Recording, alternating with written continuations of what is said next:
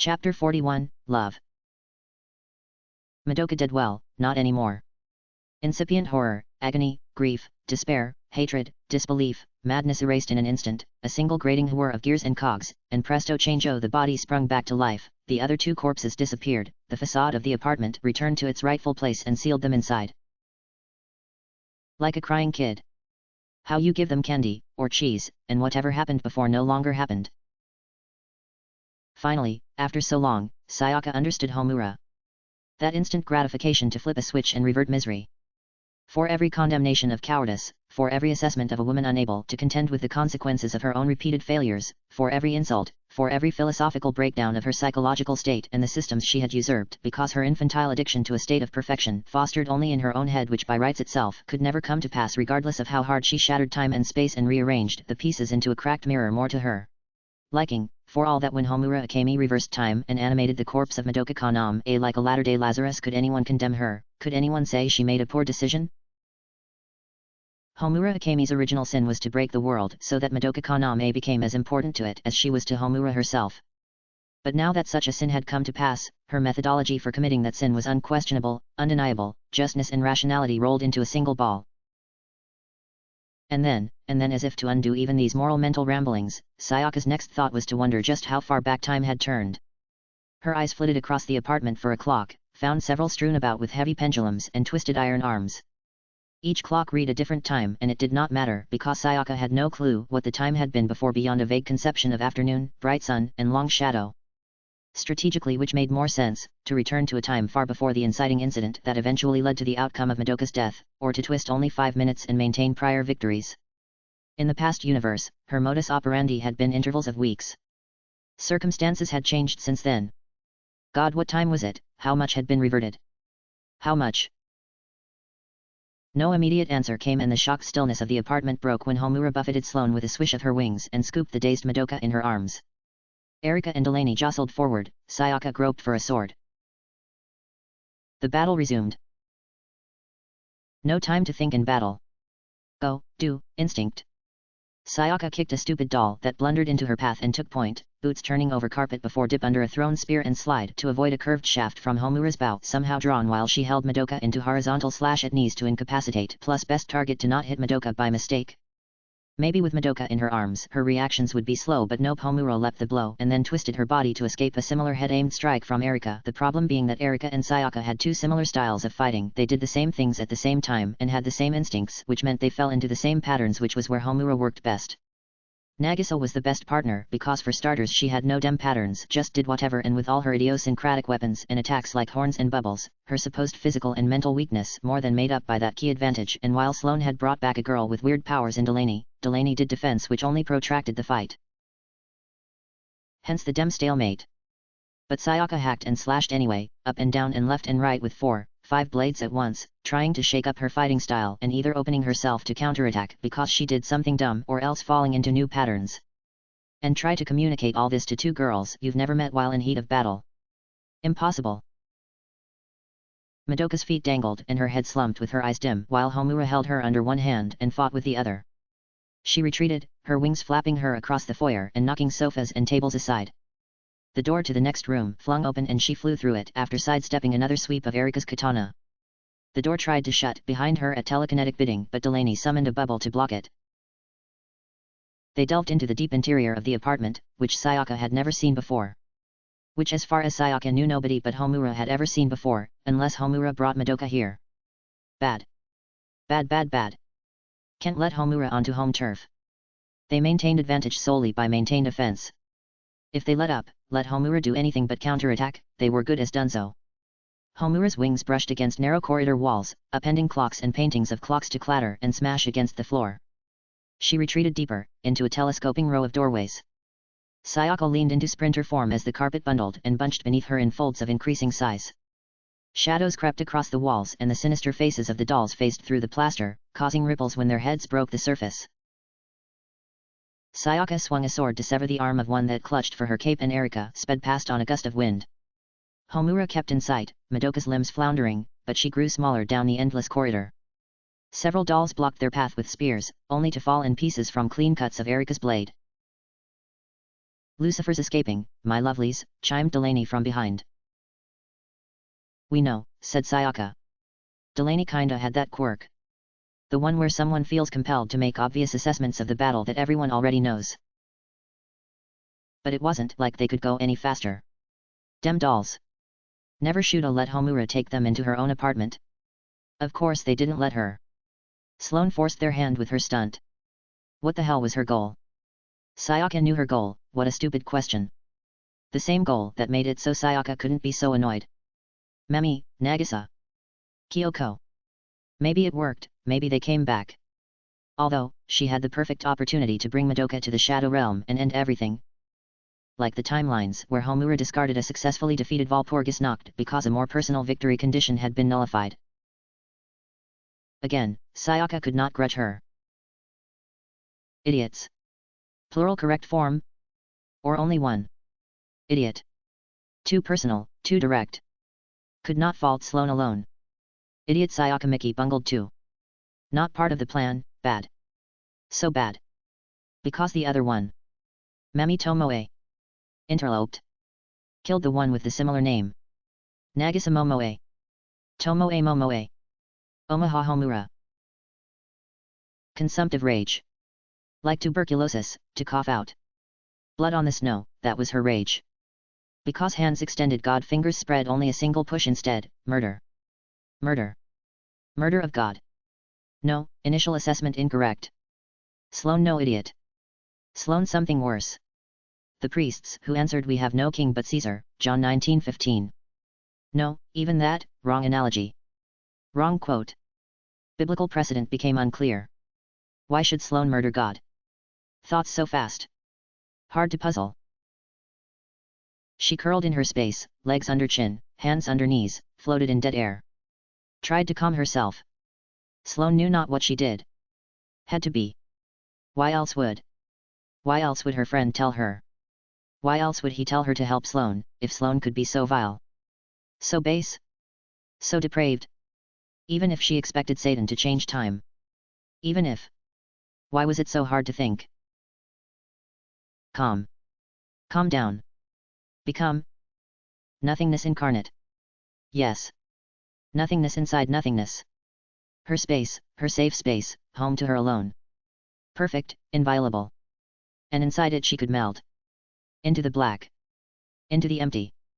Her body draining into a vast basin. The liquid skin sloshes and disperses. Blood, insides melt away. Goodbye, Omaha. Wave goodbye everyone. She is gone forever, you can never find her again. Goodbye, God. Goodbye, friend. Sweet and peaceful suicide. The soothing thought returned her to equilibrium. Her panic and fluster dissipated alongside her imagined body, which had only a modicum less corporeality as her real one. She could see things clearer in the absence of light and form. Regardless of what happened, God was now alive, which was the only thing that mattered. As long as she lived, hope remained. God herself, the wellspring of hope. A world without God was a world without hope. It descended irrevocably into nihilism. Raw reason, raw justice. Such precepts could not imbue an object with meaning. Only God herself and her guiding love could do so. Their purpose became to serve her, any alternate aim stemmed either from petty hedonism or petty masochism. Omaha raised a hand and slapped herself.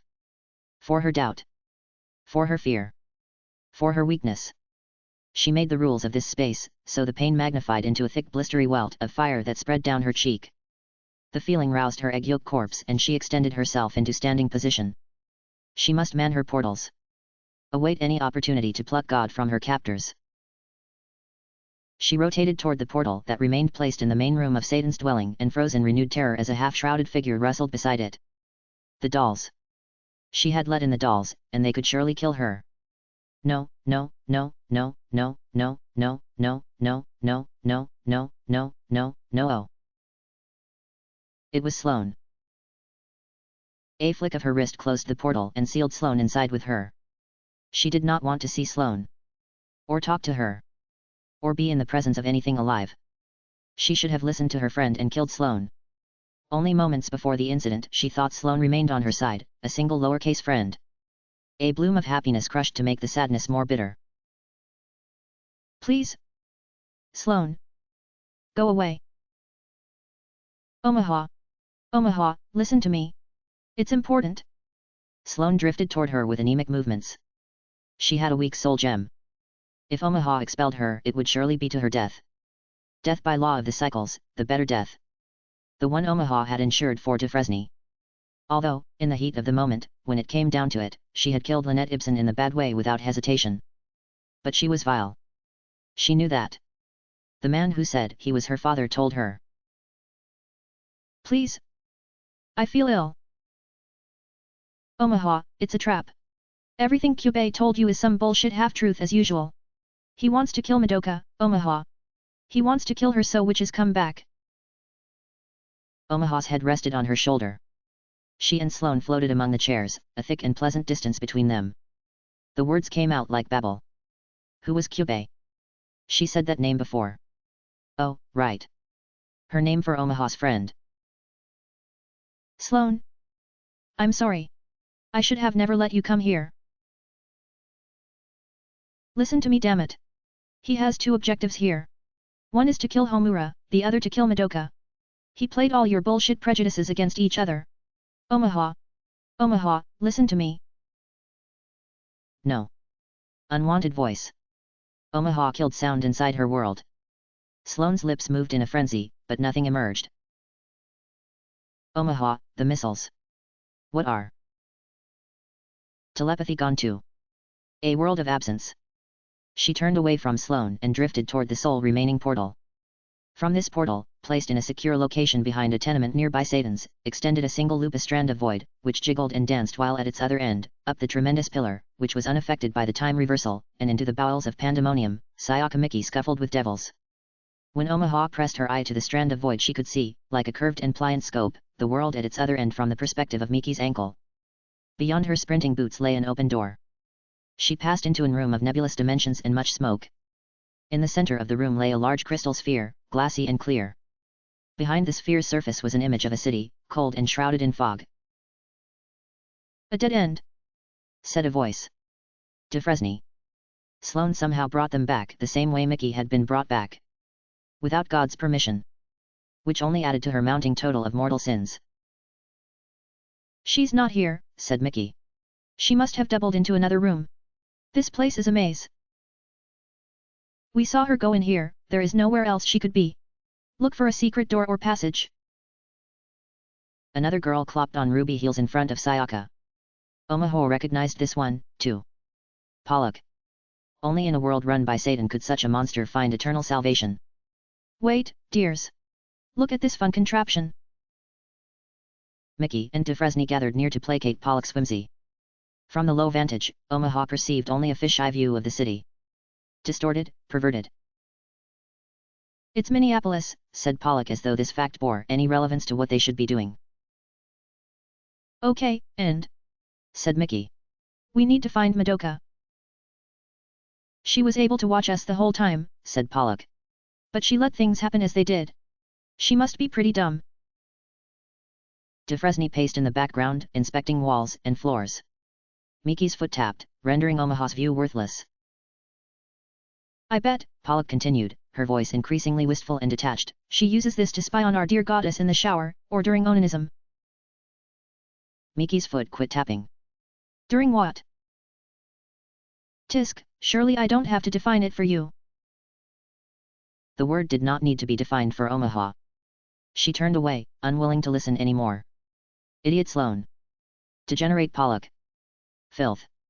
What possible sin? Did a name even exist for the sin of discussing God herself in such terms? Blasphemy. Blanket term blasphemy, a proclamation against God's holy qualities. Dragging her through the filth of base copulation. Even Satan herself would not. Surely she would not. Even think. About God. Like that. Every sin she ascribed to Satan had to be ascribed to herself. For did they not share the same body, the same material, the same insides? Did not the same elements comprise them both? Matter, line, form. Even if one had not committed the sins of the other, they admitted that they had the potential inside them to commit those sins, and only circumstance prevented them. When she untucked her head from the canvas of her arms, she noticed Sloane floating in front of her. She continued to babble her mouth in silence, with frantic gesticulations while she struggled to extricate herself from a chair. Really ought to kill her. If you had listened to your friend and killed her, God would be free by now. Well, no. But she had certainly complicated matters, because now Satan held God in her clutches. Ostensibly that would cause a drastic reduction in Satan's combat acumen, but it also made things complicated for Mickey and the others because they had to worry about striking God. Bah! Her friend was always right. She had followed his orders with utmost faith before and everything had gone exactly as he said. One deviation, one mistake, her mistake alone. Her human imperfection, the innate flaws in her flesh. Enough prattle. Omaha summoned to her hands a scythe. She must correct the error. On a scale of 1 to 10, how sacrilegious was imaging their Lord and Savior Madoka Kaname enjoying her private time while strange perverts watched in crystal balls? Probably a good 9.8. Richter scale, of course. Total Earth Cataclysm, BRRRRRRNG. God, being back in a real body was so weird for her brain. Delaney coughed politely to maybe kinda brush over the compromising way she had described Madoka, which suddenly felt to Delaney as bad as if she up and molested the poor goddess, but of course Sayaka the blueberry turned red as a raspberry and clenched her hands into fists and demanded to know who Delaney thought she was, and it was all rather trite and Delaney wished she had held to herself what at the time sounded like fun banter, an invitation to some nice stickamithia if you will between her and Miss Blueberry, Sayaka herself being a somewhat appetizing prospect, blueberries, yum, and witty repartee being basically the only way Delaney could flirt without exuding aggressive sexuality. Thankfully, Erika spared an escalation of conflict by interjecting, "If we don't keep up with the demon, it is highly likely she will clean off your blood and subject us to the whims of her time magic." Psh, no problem. Delaney tapped the butt of her scepter against her heel. Blueberry Chen here is also immune to the time magic, and I've covered her in my blood too. So we're safe either way. "Don't call me Blueberry Chan," said Blueberry Chan. Yes, that Japanese tsundere shtick." "Would either of you take this with a modicum of maturity?" said Erika. "I am being very mature," said Blueberry Chan. "Who the heck is this weirdo you brought with you, that's what I want to know." She flung a gloved hand in Delaney's direction. "The objective is to rescue Madoka Kaname." Erika cut a commanding but short figure in the mist. Shadows danced across her stiff clothes in oblique angles. "Any conversation not aimed toward that purpose is irrelevant. Now help me find where she went."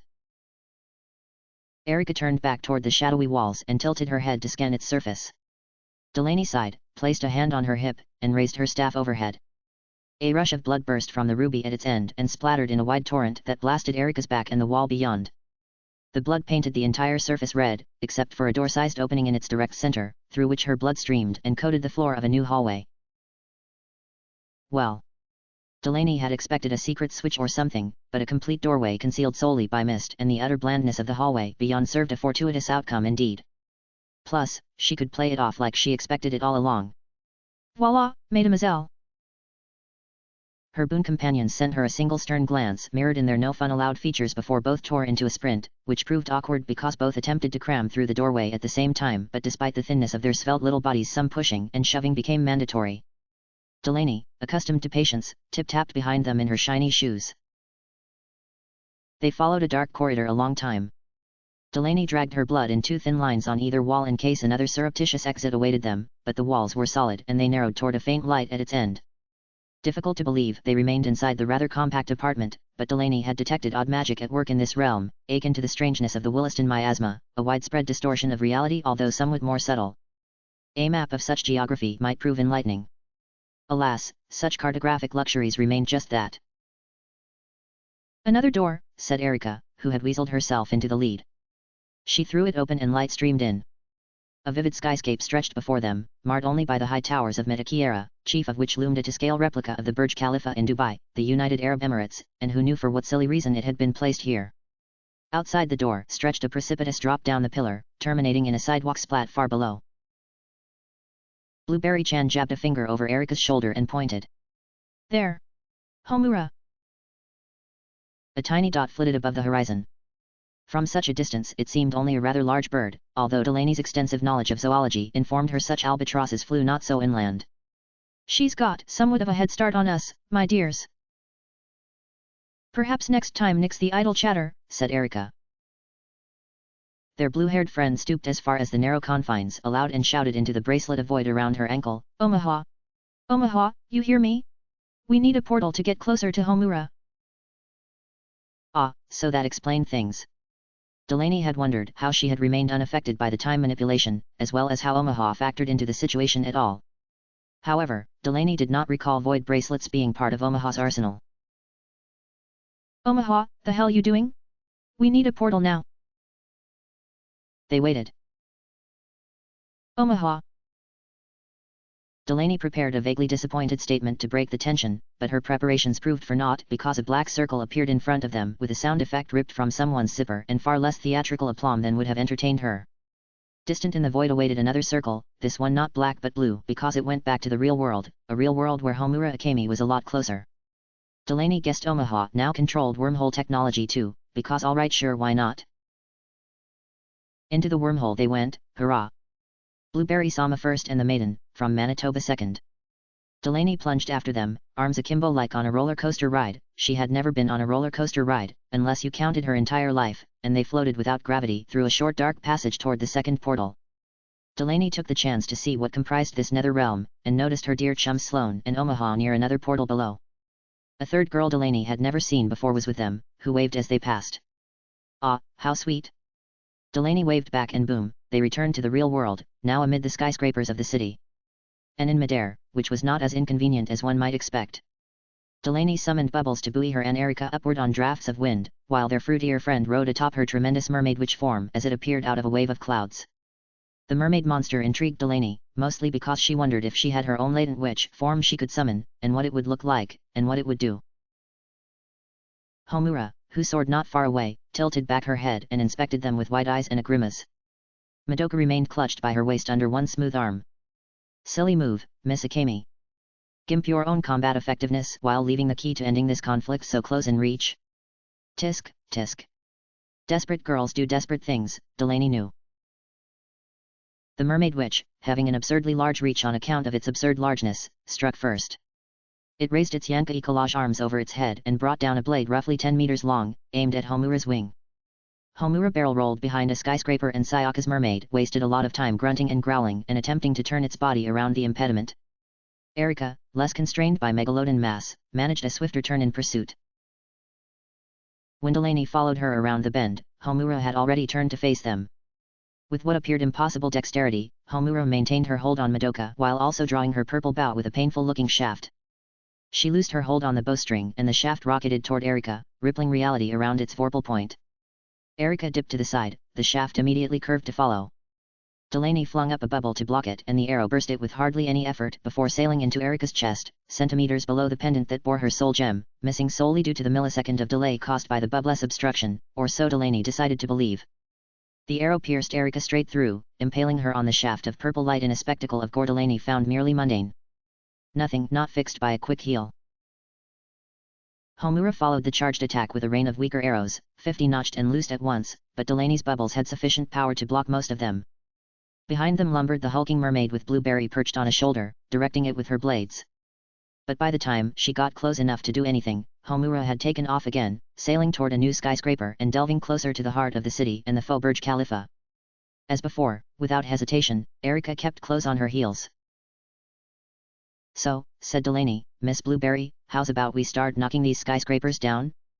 Maybe we can flatten Homura with them. What? Are you insane? Do you know how many people that'd kill? Delaney placed a finger to her lower lip and calculated. Probably somewhere in the 2,000 or 3,000 ballpark per tower. We could take down 7 of them and not even exceed the death toll of your average third world earthquake. What? Blueberry's favorite interjection. Forgive my companion. Erica dipped around Homura with a series of sword strikes parried by well-placed blocks of the bow. She is legitimately insane. Delaney drenched Erica in blood after she received a series of pin needle arrows across her body. Neither of you are any fun at all. Nagisa blinked and what? What happened to Sayaka? One moment she's right next to her on the roof, they're spying on Homura's bad guy lair, and now she's just and what happened to Homura's apartment? Why is it now a million miles in the sky? Did Nagisa miss something? She cupped her hands over her mouth and called to the wind, "Hello!" Her own voice echoed to reply, "Hello, hello, hello." This was really weird.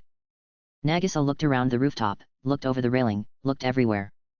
But other than the not there Sayaka and the big tower of stones, nothing had changed and nobody was around. She bit her lip and kneaded her hands against the railing and kicked a foot, and only then did she notice the black cord that was supposed to tie her to Omaha's portal had disappeared too.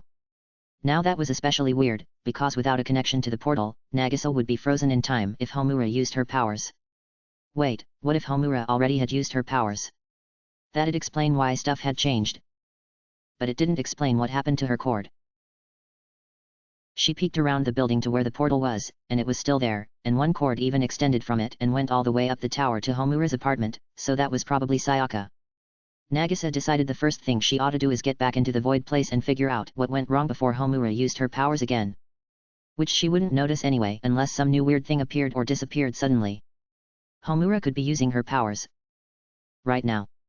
Or now. Or even now. As Nagisa crept toward the portal, she kept her eyes peeled for strange stuff.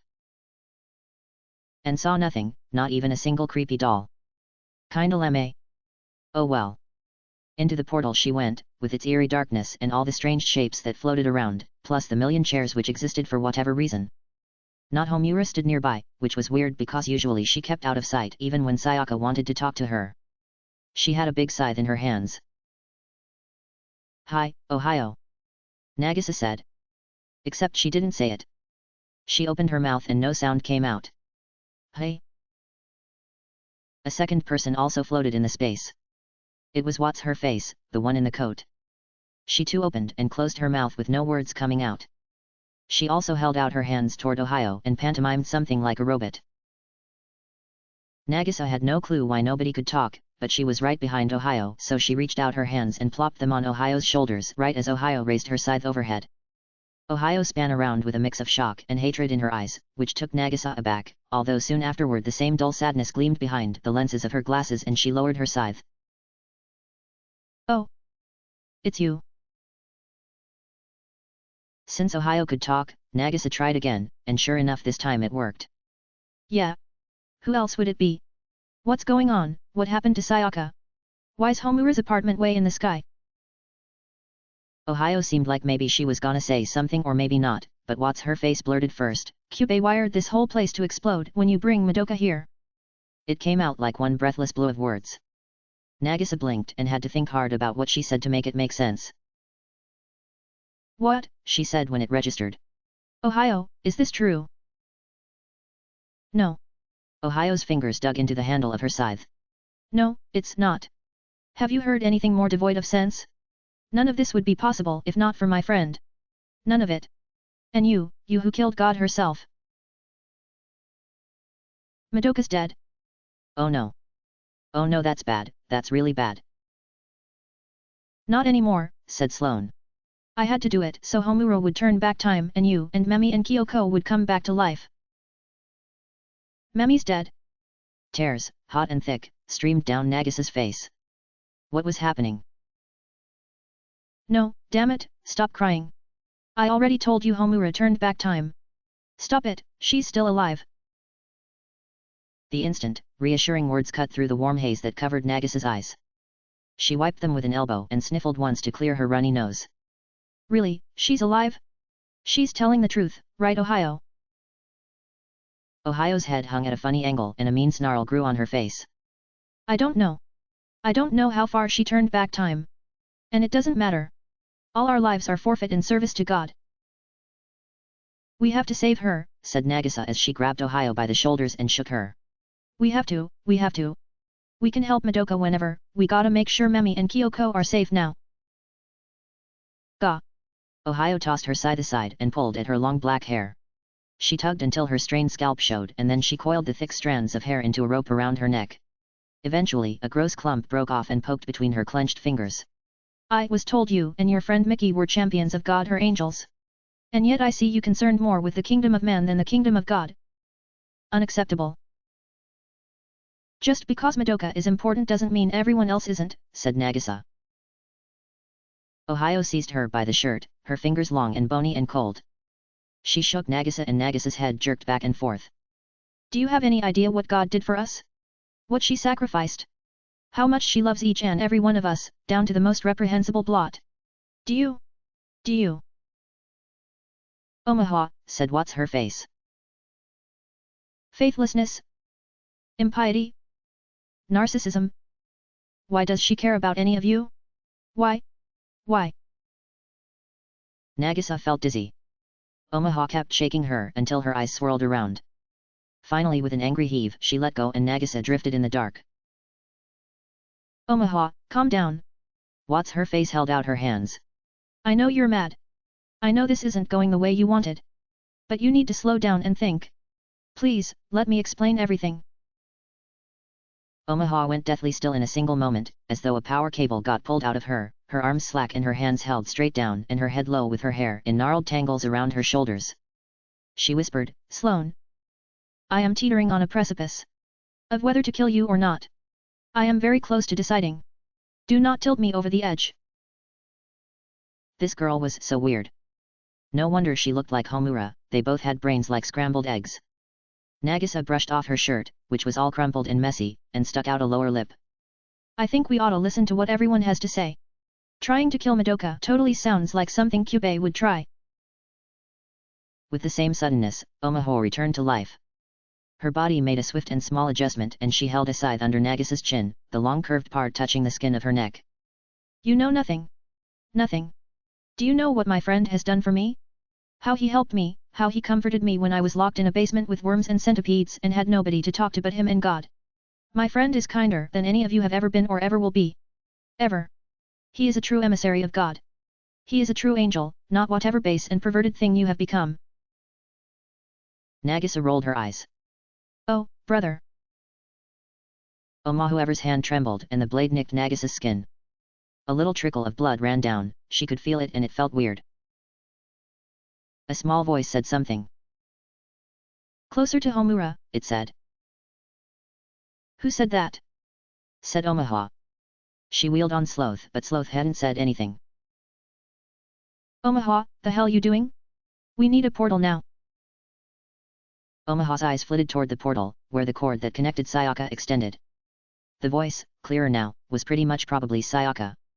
It's Sayaka, said Nagisa. She wants a portal. Omaha, said Sayaka. The plea seemed to strike Omaha as an extreme inconvenience. She swung her scythe and cleaved a chair in two, for pretty much no reason. Then she went to the already existing portal and looked into Sayaka's cord.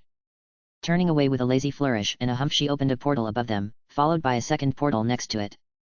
She did not watch as Sayaka streamed through one portal to the next, even though Sayaka now had two friends Nagisa had never seen before. Nagisa waved, but Sayaka and her first friend didn't see. The second friend, though, waved back. Yay! Then they were gone. Follow her, Momoe, said Omaha. Join the battle against Satan. Blow, not even Homura called her Momoe. Sayaka has new friends, she might not need me that much. Nagisa folded her arms. But if Slug's telling the truth about how in a past timeline Memi and Kyoko got killed, we need to make sure that doesn't happen. She braced for another mean outburst from Oklahoma, maybe some more shouting, or some more breaking things with her scythe, or some more hair pulling. Maybe she would do what Memi did when she got upset and smoke a lot of cigarettes, when she thought Nagisa couldn't see. Nasty habit, very gross. And it put you in the hospital, very bad. But Oklahoma didn't do anything like that, didn't really do anything at all.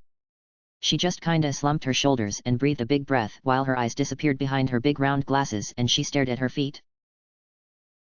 Fine. Do what you will. Otherwise you'll only continue to hurt me. Omaha, said Slop. I don't want to hurt you. I want you to live too. I want to be your friend. Pa, said Omaha. Although she said nothing else. She only drifted away from them, not moving her arms or legs or anything, just drifting without moving, sinking back into the darker parts of the void beyond the chairs and where the bombs floated.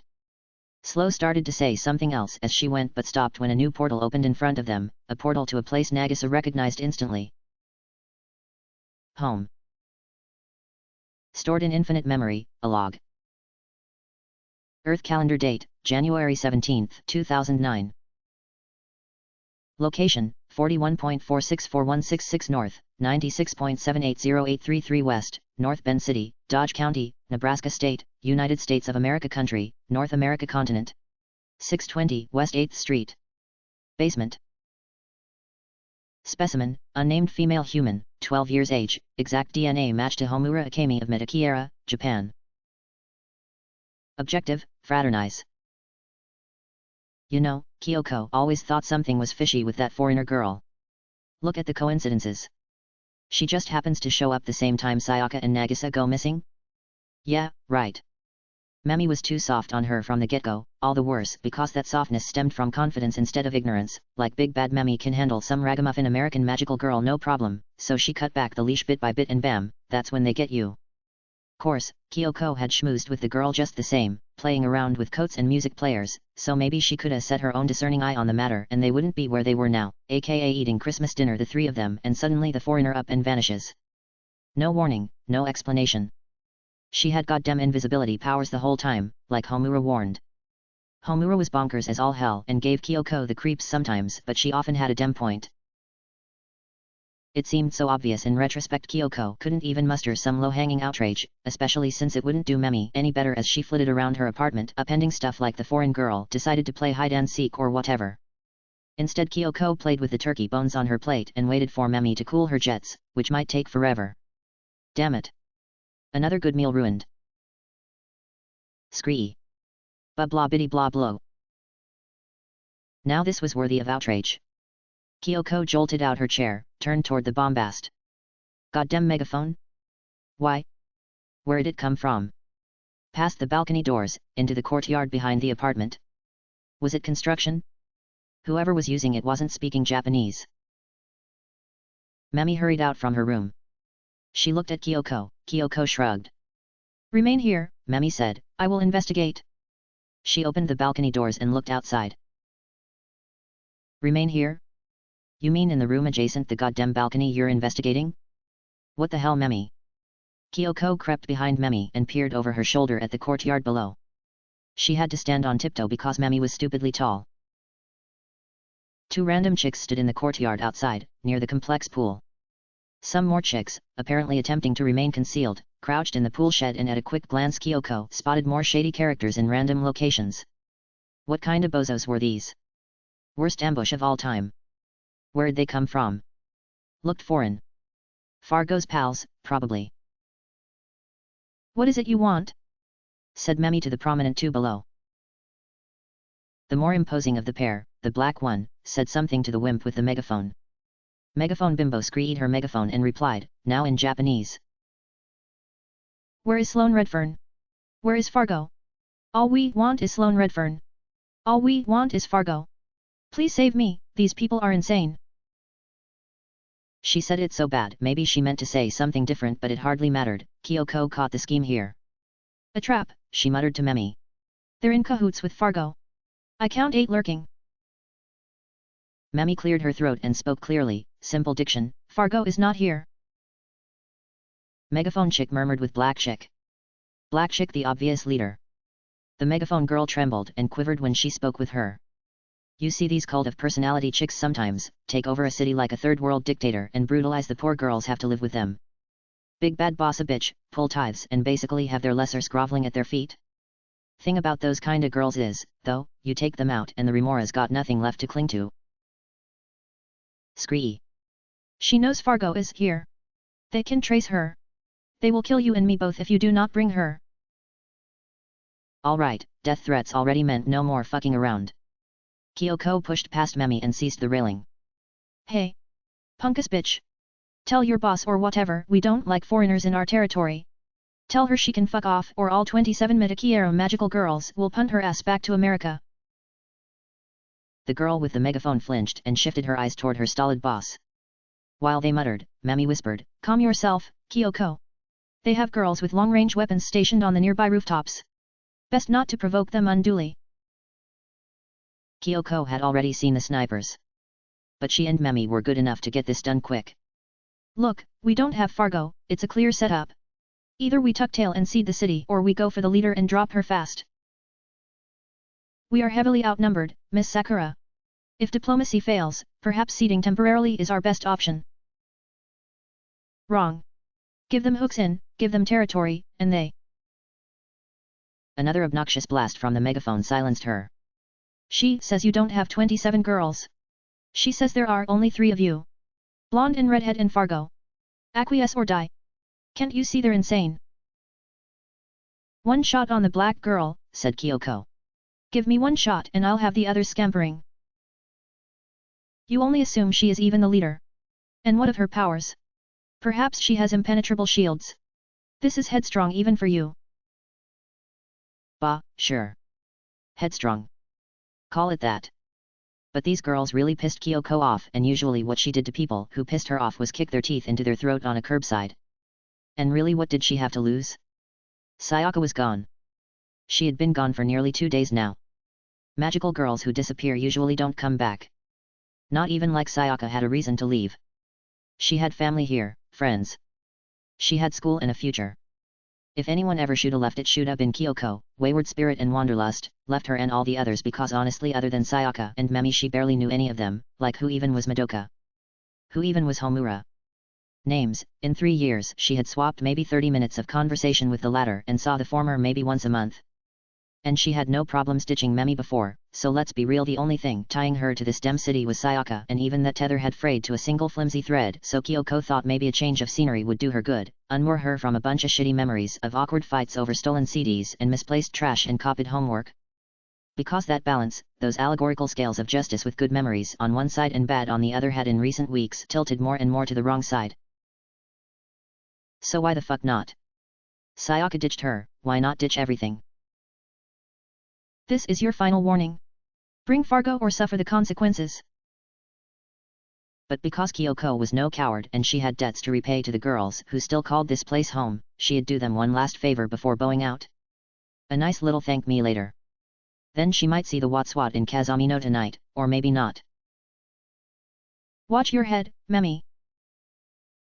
Kyoko launched past her, over the railing and down toward the ground. In a flash, her magical girl clothes rippled around her, all the frills and laces, with her spear in hand and ready to impale. Shots rang out and stuff whizzed close to Kyoko's ear, singeing her flapping ponytail, but nothing stuck. Dull-clawed girls always move too slow. In an honest fight, only one thing matters, and it's how fast you move. You end a fight in less than a minute or you don't win the fight. Maybe you don't lose, but you don't win, and in this instance winning meant everything. She swung her arm and below her appeared strings of red lattice diagonal to the ground. She landed on one taut strand and it flexed with a loud creak, bending, reaching its lowest possible point, the lattice work electric like hummingbird wings, yawned. Boing. Kyoko rocketed forward on the transferred momentum of the string. Everything blurred around her as her eyes focused on the sole point that mattered, the tough girl boss lady, who had already transformed into a suit of gold armor with a wild and unwieldy axe, while the megaphone girl skittered out the way. Good. Better than good. Big weapon, big armor meant slow. Maybe better defenses, maybe better ability to take a hit, but when a girl's speeding at you fast as a race car with a spear taller than her, armor don't mean shit. Fast hard spear point drove into Ugandan warlord's breastplate. Except not. All the momentum in an instant coalesced into a single point of realization, a widening of the eyes and an unhinging of the mouth as amid all the velocity the tip of Kyoko's spear did not sink into the golden plate but shattered, cracks and crumbles starting from the triangular end down the greater width of the point, spreading and crumbling into dust as Kyoko continued forward, destroying the shaft against the gold like plunging it into a grinder. Kyoko slammed against the girl. The sound of metal filled her reverberating skull and she bounced back, her own useless body unable to even dent the armor. Everything shook, everything rang, and her brain sloshed around in her skull. Plop, she hit the ground. Blood ran down her nose and from where one of her sharp teeth snagged against her lower lip. The entire right side of her face went numb and the entire left side pulsed with transferred energy. The pain hurt less than the goddamn embarrassment. Instant wonderment at how her stupid head had conceived this god-awful plan filled her dazed eyes. 3 years of cush living. Dulls the faculties. You forget everything. Every word she thought echoed in her own skull. Forget everything, forget everything, forget everything. 2 girls, also gold armor, emerged from the pool shed and aimed guns at Kyoko, but the leader bid them halt with a staunch arm. She said something in not Japanese. One subordinate saluted and ran back to the shed, the other yelled at the girl with the megaphone, who cowered near the diving board. Kyoko rolled onto her knees, only to suffer a kick to the ribs from Boss Lady. She coughed blood and tried to turn her eyes skyward toward the balcony to see what happened to Memi. Should never have done it. Put Memi in danger, damn it. They are putting you under arrest, said Megaphone Girl, mercifully without her megaphone. Why would you do such a thing, are you fucking retarded? Another red glob of spit plopped onto the concrete under her. Kyoko wiped her mouth and reared up, seizing Megaphone Girl by the throat and grappling with her, back and into the pool with a splash. Water swelled into her nostrils. Well, fuck it. Let's go nuts now, why not? Who was this goony bird? No really. Hennepin wanted to know. Of all the dumb things this redhead chick could do, well first she had to go and attack Cicero, lol, then she decided to go after Hennepin? Why? Hennepin didn't do shit to her. The only reason Hennepin kept her cool was because any moment now the Chicago girls would pluck them out the pond and pull them apart. Any moment now. They hit the bottom of the pool. Hennepin started to freak out. She swung her fists, slowed by water, at the girl's face, kicked her legs against the smooth concrete. Water clogged her nose and eyes and ears and mouth. What are you doing up there? Somebody help me.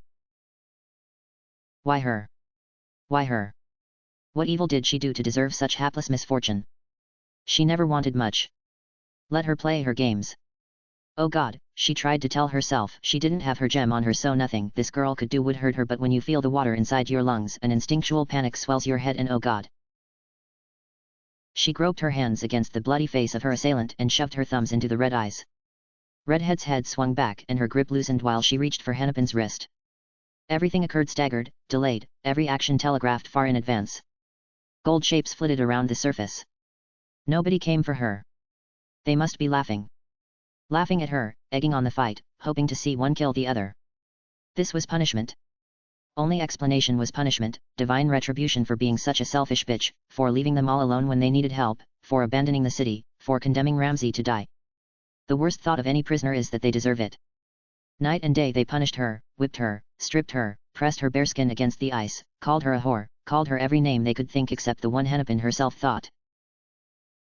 Their entwined bodies twirled in suspended space. Hennepin rose above the redhead and swung a slow kick into her groin. Hands groped against her clothes and ripped the buttons of her blouse. After what Cicero did to her, her modesty reflex no longer existed and she shimmied out of the torn article. Rising, she broke free. The surface shimmered with sunlight and gold. Up and into real air, sputtering and coughing. The scene around her had descended into madness. None of the Chicago girls stood at the poolside and laughed, or even paid attention to her at all, because they ran toward the apartment complex with their weapons drawn. She turned her head to see what they saw. Oh shit. One of those portals, the one Fargo disappeared into. It hung in the sky close to the second story of the main building, not far from the balcony where the two girls had. Something wrapped around her ankle and dragged her back down. Hands groped along her body as the redhead crawled up against her, also apparently without modesty. Hennepin braced for another strangling, 'cause gee why not, but once Redhead had pulled herself close to the surface she relinquished Hennepin and swam for air herself, not giving Hennepin much of a glance like she herself got bored of the whole affair. Hennepin floundered back to the surface and re-emerged beside her. Redhead saw the portal and took no more notice of Hennepin. In fact, nobody took notice of Hennepin. Good. Hennepin liked that. Leave her alone. Embryonic thoughts entered her suddenly reasonable head. If the distraction kept up enough, all Hennepin had to do was locate her slaver, Norwich, the one with the whip, and take her by surprise. She kept the soul gem in a pouch tied to her thigh. Hennepin watched. She swam to the pool's edge and searched the grounds for anything with which to arm herself when an incredible roar splintered the air and the golden girls around her buckled in trepidation. From the balcony burst something bonkers, too bonkers to describe too well, like a giant snake with a polka-dot face and a mouth filled with triangle teeth. Between its gnashing jaws screamed several mangled Chicago girls, the rest raised their weapons to assault the eldritch abomination. Alright cool, this was the kinda shit Hennepin needed. The more fucked everyone else got the better good ol' Serena Russia got, that was her credo, she decided now, and she was sticking to it. She slogged herself out the pool, drenched with her hair thick against her back and her skirt thick against her legs. Her shoes squelched as she rose to her feet and alternated her eyes in search of proper armament and the Norwich bitch. Her powers let her do basically whatever she needed, so as long as she kept a cool and collected head she had this, yeehaw. An itty-bitty pixie thing zipped past her face on a trail of shitty special effects and transformed into a small girl with white hair and horribly clashing colors. The girl clapped her hands and started speaking to Kyoko in Japanese.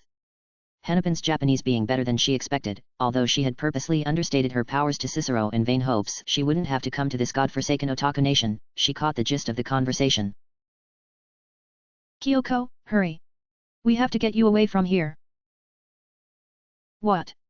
Nagisa? Where the hell have you been? Redhead, Kyoko, paddled to the edge of the pool. The giant snake coiled through a formation of Chicago girls and tossed them skyward with a flick of its head. I'll explain later. You and Mommy are in danger. Come with me, hurry. Hey, cool your jets, bros, said Hennepin, although her linguistic capabilities made her actually say something more akin to wait, don't leave me here. Kyoko and Nagisa took one look at her and then resumed their conversation as though she did not exist. Fair enough. But Hennepin connected some dots. Nagisa must have come from the portal, which led to Omaha and the zillion cubes of the Minneapolis Wraith. With the Chicago girls distracted by the snake monster, the portal hung open and unattended by the balcony. One critical chess piece, one unexpected action by an unexpected girl, and suddenly fate flips on its head. Perfect.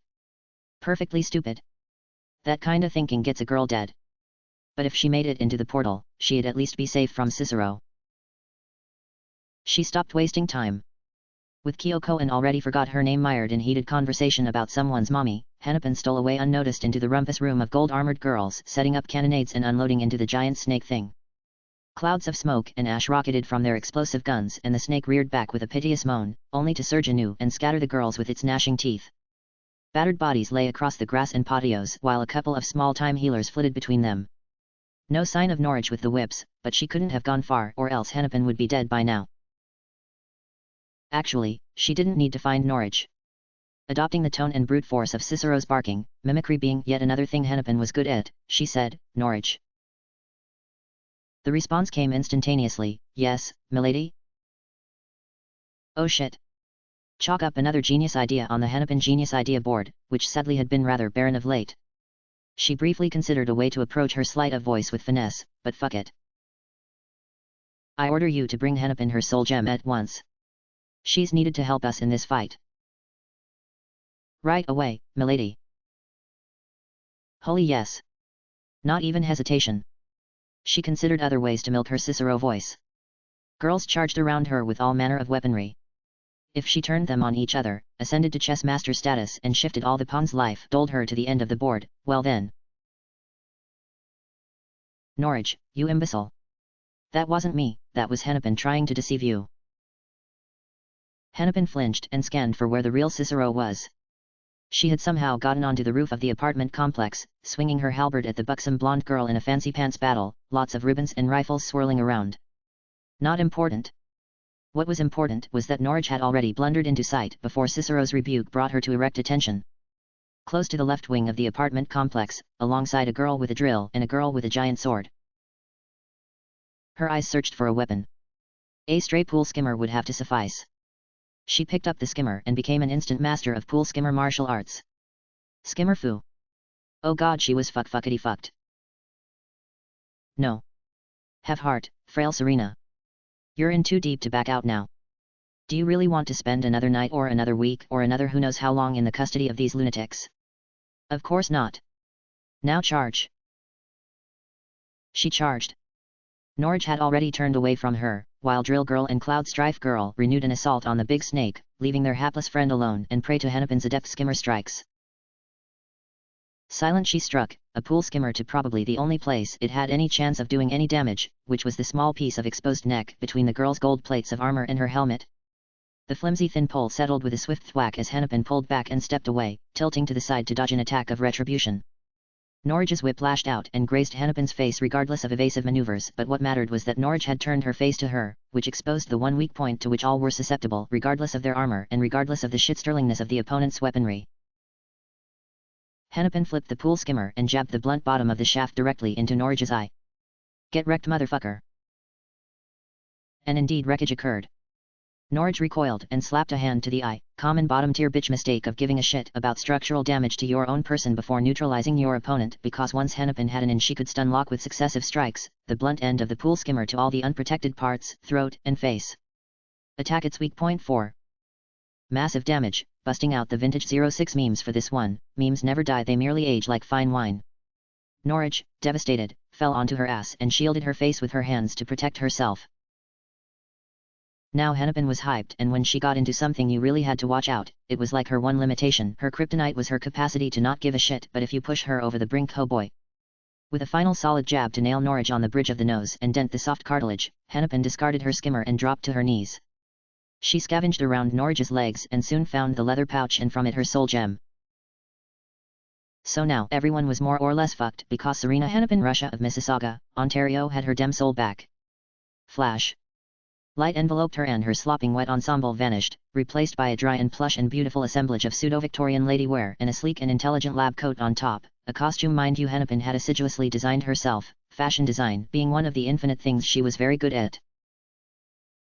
She wanted someone to recognize her badassery, but as she appraised the situation around her, the other Chicago girls remained preoccupied with the snake monster, as well as the now combined efforts of Kyoto and Small Kid and Big Mommy. The trio clashed with Cicero and some of the other Chicago girls on the roof. The roof, by the way, had several large craters in it because every time Cicero swung her big dem axe she caused a miniature explosion, which Hennepin had to admit was kinda badass. But what mattered most was the portal by the balcony. Long ago she learned the perils of excessive gloating even if she only did it to herself. The portal mattered most. Little stood in her way. She scurried between the fallen and injured bodies of the Chicagoans, lithe and furtive in her movements, efficient in her steps as she glided across the remains of the courtyard turned battlefield. Only a quick hop to the balcony and a second into the portal. Except someone already stood inside the portal, and it was God. Damn. Fargo. What the hell are you doing there, Fargo? Said Hennepin. Fargo leaned halfway out the portal and angled her turret to fire at the Chicago girls on the roof. She seemed reluctant to leave the portal itself and she gave no acknowledgement of Hennepin. Hey! That gun of yours finally make you deaf? I'm coming up, you better get out of the way or nothing, because the big goofy snake monster, which until she stepped close to the portal had been perfectly content to ignore her, turned its stupid face in her direction and peered down at her. Hungrily. Its wide smile parted into 2 rows of perfect white triangles. Hennepin's mind went blank as she gazed into the maw of perfect blackness beyond, like a portal into void itself, and then the thing lunged and its teeth tore into her waist and spine and she felt herself hoisted into the air because feeling became the only sense left to her. For a pretty brief moment she lay limp between its jaws because the absurdity of the situation made it impossible to comprehend. If not for the jagged fangs lodged in her body she might have denied its reality, but soon she had no recourse but to accept that a goofy snake monster was eating her for lunch. And when she did accept it, the first thing that popped into her head was the movie Brain Dead. Have you ever seen, or even heard of, the 1992 New Zealand cinematic classic Brain Dead, also known by the equally sublime title Dead Alive, written and directed by Academy Award-winning filmmaker Peter Jackson? Well, purely hypothetical friends, Hennepin's only friends being people she met online, it's a coming-of-age tale about a meek young gent who lives alone with his rather unpleasant mother. But love blossoms in this poor Kiwi's heart when he meets a nice foreigner and the two spark a budding romance. Too bad the man's mother disapproves of the couple, because racism, and does everything she can to break them up. The part in particular that entered Hennepin's mind was a scene at the climax, wherein the mother, now transformed into a colossal rampaging zombie, devours whole her hapless son, in a way quite similar to how Hennepin herself was being currently devoured. But fear not, dear audience. For the crafty young man escaped his dire plight. In a gesture rather symbolic of his newfound independence from his mother and his fledgling steps toward manhood, the young man clawed his way out his mother's stomach with a knife. Hennepin did not have a knife. Nor had she yet been swallowed into the monster's stomach, assuming strange magical creatures had regular digestive tracts and she wouldn't simply tumble into everlasting emptiness. Nonetheless, with a glimmer of magic she summoned her crystal. Normally her crystal needed light to do anything, but in a pinch she could always trust it for simple bludgeoning. She rammed the sharp edge of the long prismatic shard into the roof of the monster's mouth. It hit something with a wet and soft sinking sound. Hennepin wrenched it out and tossed it again to ram it back in. The monster flailed its head wildly and her body shook like a rag doll and the teeth clenched to the point they had nearly bifurcated her, or at least felt that way. Weird fluid poured over her as she shanked and shanked and shanked her crystal deeper into the monster's mouth, up and toward a brain if one existed. The mouth opened, light poured in, and a flick of its head sent her flying, wrenched from the teeth that gored her. She hit the wall of the apartment and bounced onto the balcony. The creature howled and its eyes went psychedelic discotheque shades of bonkers as candy-colored blood frothed from its mouth, dribbling across the balcony in gloopy rivers, running over Hennepin's paralyzed legs and twitching lower body. The snake spazzed, scraping the side of its face against the apartment walls, gnashing its teeth and making unreal screechy sounds until its cocaine-addled eyes fell on her again. At which point its brow furrowed in exaggerated cartoon anger and it unhinged its maw to finish the job. From the portal not far away, Fargo fired her gun at Chicago girls. Hennepin directed her crystal into her fire, intercepting the light and redirecting it at the snake. The rays streamed out magnified by Hennepin's own magic and walloped the big round dopey-ass face of the monster. The monster reared back and rolled against the side of the apartment complex, shattering windows and cracking walls. Hennepin did not bother to check if she killed it and it didn't matter anyway. She commanded her legs to move and ignoring the fact that her entrails tumbled out the cavity in her stomach. Fun fact, not the first time this had happened, she pulled herself up using the railing as a prop. Hennepin, damn it, stop fucking around, said Fargo. Walking, let alone leaping, was out of the question. But Hennepin propped her collapsing body against her crystal as a support. She wrapped her hands around its sleek sides and angled it straight toward the portal. Fargo kept yapping at her, apparently unaware what she intended to do. Hennepin was beyond caring. It was rocket ship time. Her crystal fired at the portal, with Hennepin along for the ride. If she had more life and less pain she'd shout a yeehaw for good measure. Instead, she plowed into Fargo and through the portal. Gravity and atmosphere vanished, replaced by realm of void broken only by the occasional chair. Fargo went flying, Hennepin went flying. Her blood whipped through the space, her guts flapped from her wounds. Around her glittered thousands of cubes.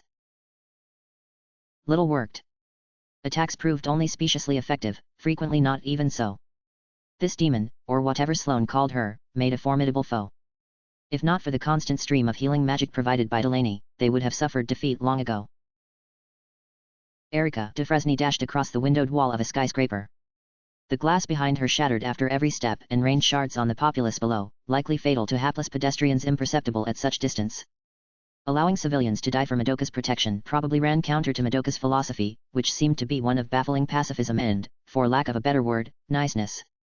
Even for Erica's short time in the Ascended Realm, she had found her perception of the universe to bend toward that of the incubators, whose entropic platforms she had never considered before, mostly because entropy was to her only a word, and a vaguely defined one at that.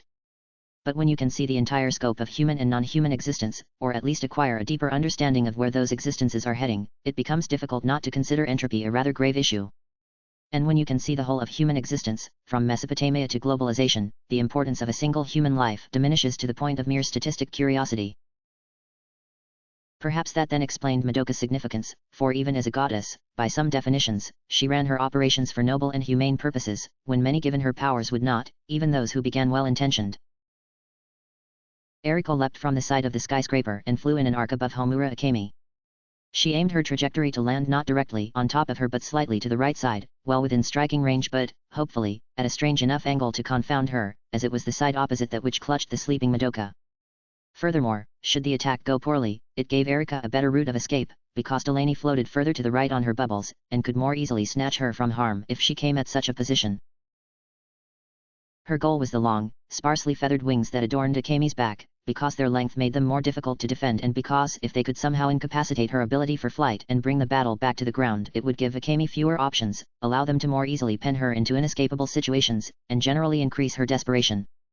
Common parlance suggested a desperate, trapped animal is at its most dangerous, and for animals such sayings were true, but humans in such situations normally acted only stupidly. Sloane Redfern served as such an example. Her velocity brought her close to Akemi and she lashed her sword at the bony joint halfway down the wing, but at the same moment Akemi dipped into a nosedive and Erica's sword swiped naught but air. She hit one of Delaney's bubbles and rebounded to try again. As she repositioned, their blue-haired companion attempted a similar attack and achieved a similar result. Their problem was lack of coordination. They could not communicate to ameliorate this problem because any communication they made could be heard by their adversary, merely telegraphing what they intended to do. It all made Erica rather frustrated, because hadn't her final life lesson prior to death been about the necessity of proper teamwork to take down foes stronger than oneself? Another attempted attack, another miss. Akemi zoomed around another skyscraper and their ineffectual trio chased. Drawing the fight to this kind of stalemate would favor Akemi ultimately. If she were a being like Madoka, her soul gem must be nigh incorruptible, and while Erika felt that her own gem had evolved past its usual capacity, the uninterrupted 30 minutes, give or take, of high-powered fighting had exacted a toll. She had no idea if her companions felt the same. She knew next to nothing about Blue Hair, and come to think of it, she knew very little about Delaney. But Blue Hair had been forced to stop roving around with her mermaid witch form, or perhaps its lack of maneuverability made it simply impractical, so likely they could commiserate. She landed on another bubble but this time did not bounce for another strike. Pollock, she said. We're making no progress. Indeed it's true, said Delaney. I had hoped with her holding on to Madoka she'd be handicapped somewhat, but it's really only made her harder to catch. Blue Hair landed atop a bubble beside her, drew her cape around her, and revealed several more disposable blades which she quickly launched at Akemi. Akemi's eyes barely flitted in their direction and she was able to avoid all of them. Erika sighed, because it meant it was her turn to attack.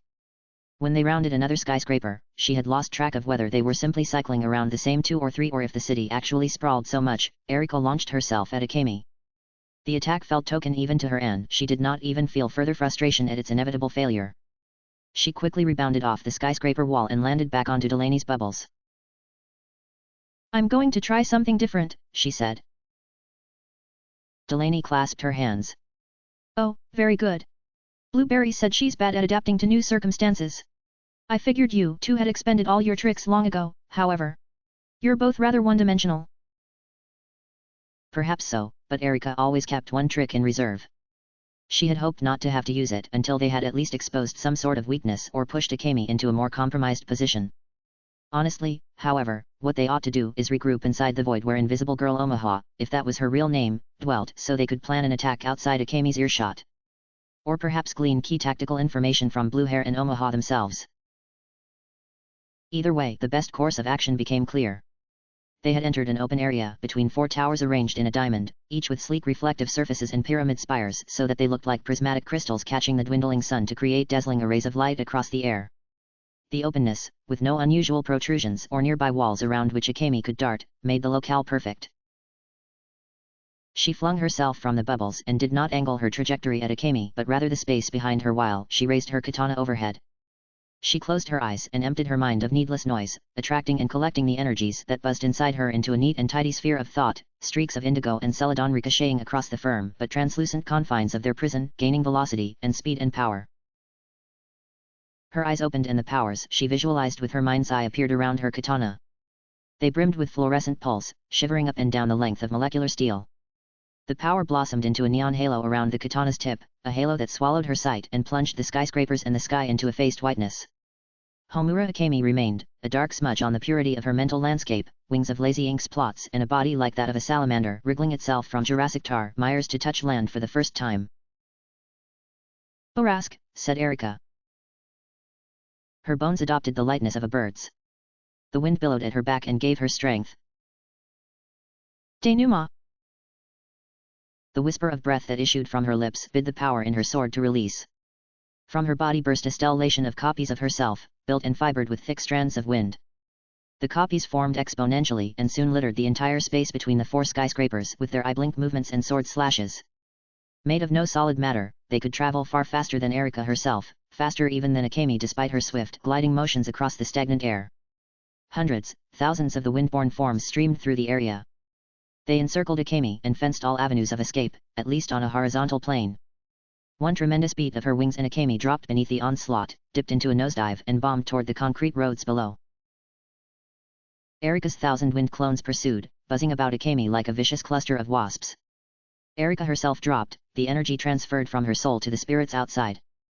She allowed herself to fall in a perfectly rigid and straight position. Even if she hit the ground, she had withheld enough power to stick the landing without harm to herself.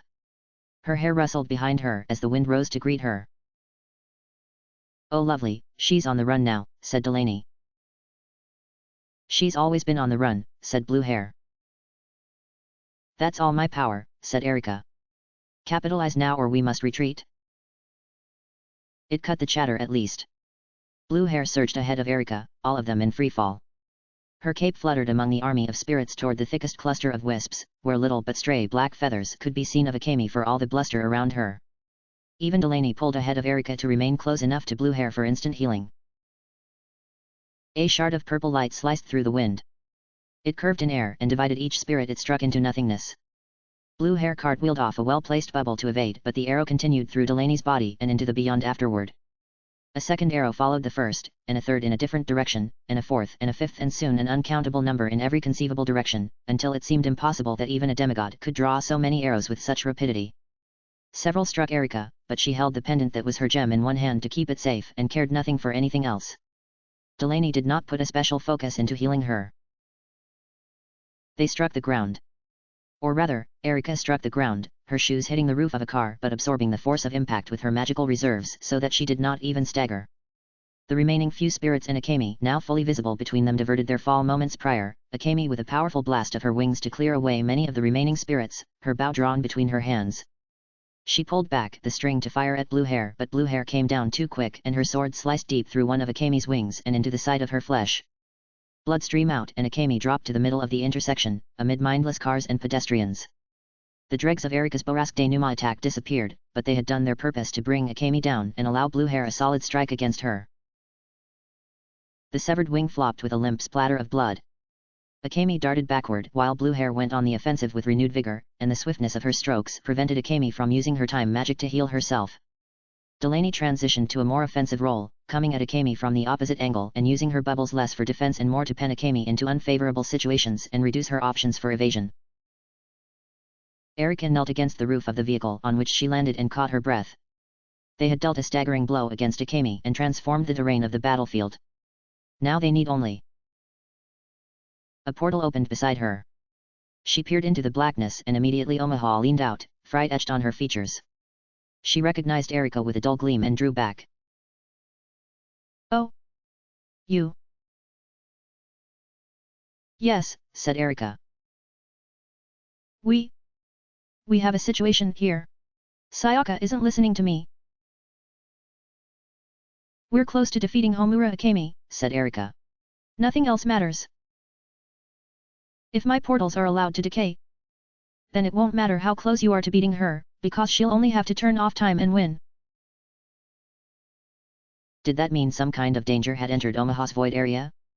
Erica had little conception of how Omaha's powers worked or why they made Blue Hair immune to time magic. However, she conceded that Omaha probably at least knew what she was talking about. "Fine, out of the way. I'll come." Omaha pulled herself aside and Erica climbed through the portal into her dark world. She had collected an odd assortment of knickknacks, most of which were chairs, some of which were nuclear warheads. Erica disliked the latter elements of her collection, because there appeared to be quite a large sum of them. But she had no opportunity to ask because the situation that so distressed Omaha became clear at once. A lot of people bounced around within this world, one of which Erica recognized as Sloane but the others a mystery. Most of them wore golden armor and swam through the space with determined motions, although for what purpose Erica could only fathom. 2 more portals remained open. Within the farthest portal a girl in gold armor had propped herself, her back curved and her legs folded to fit within the circular entryway as, aided by an excessively large sword, she held it open for more of her gold-armored fellows to enter.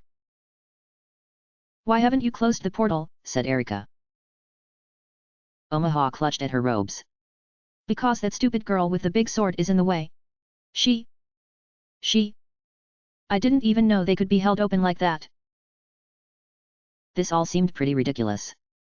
Erica had no clue what to make of it, nor could she appraise the actual danger posed to Omaha by the platoon of girls who entered, because most of them did not seem to notice her at all and instead turned their attention either on a vast sea of grief cubes that floated near the nuclear warheads or else Sloane and some of her companions.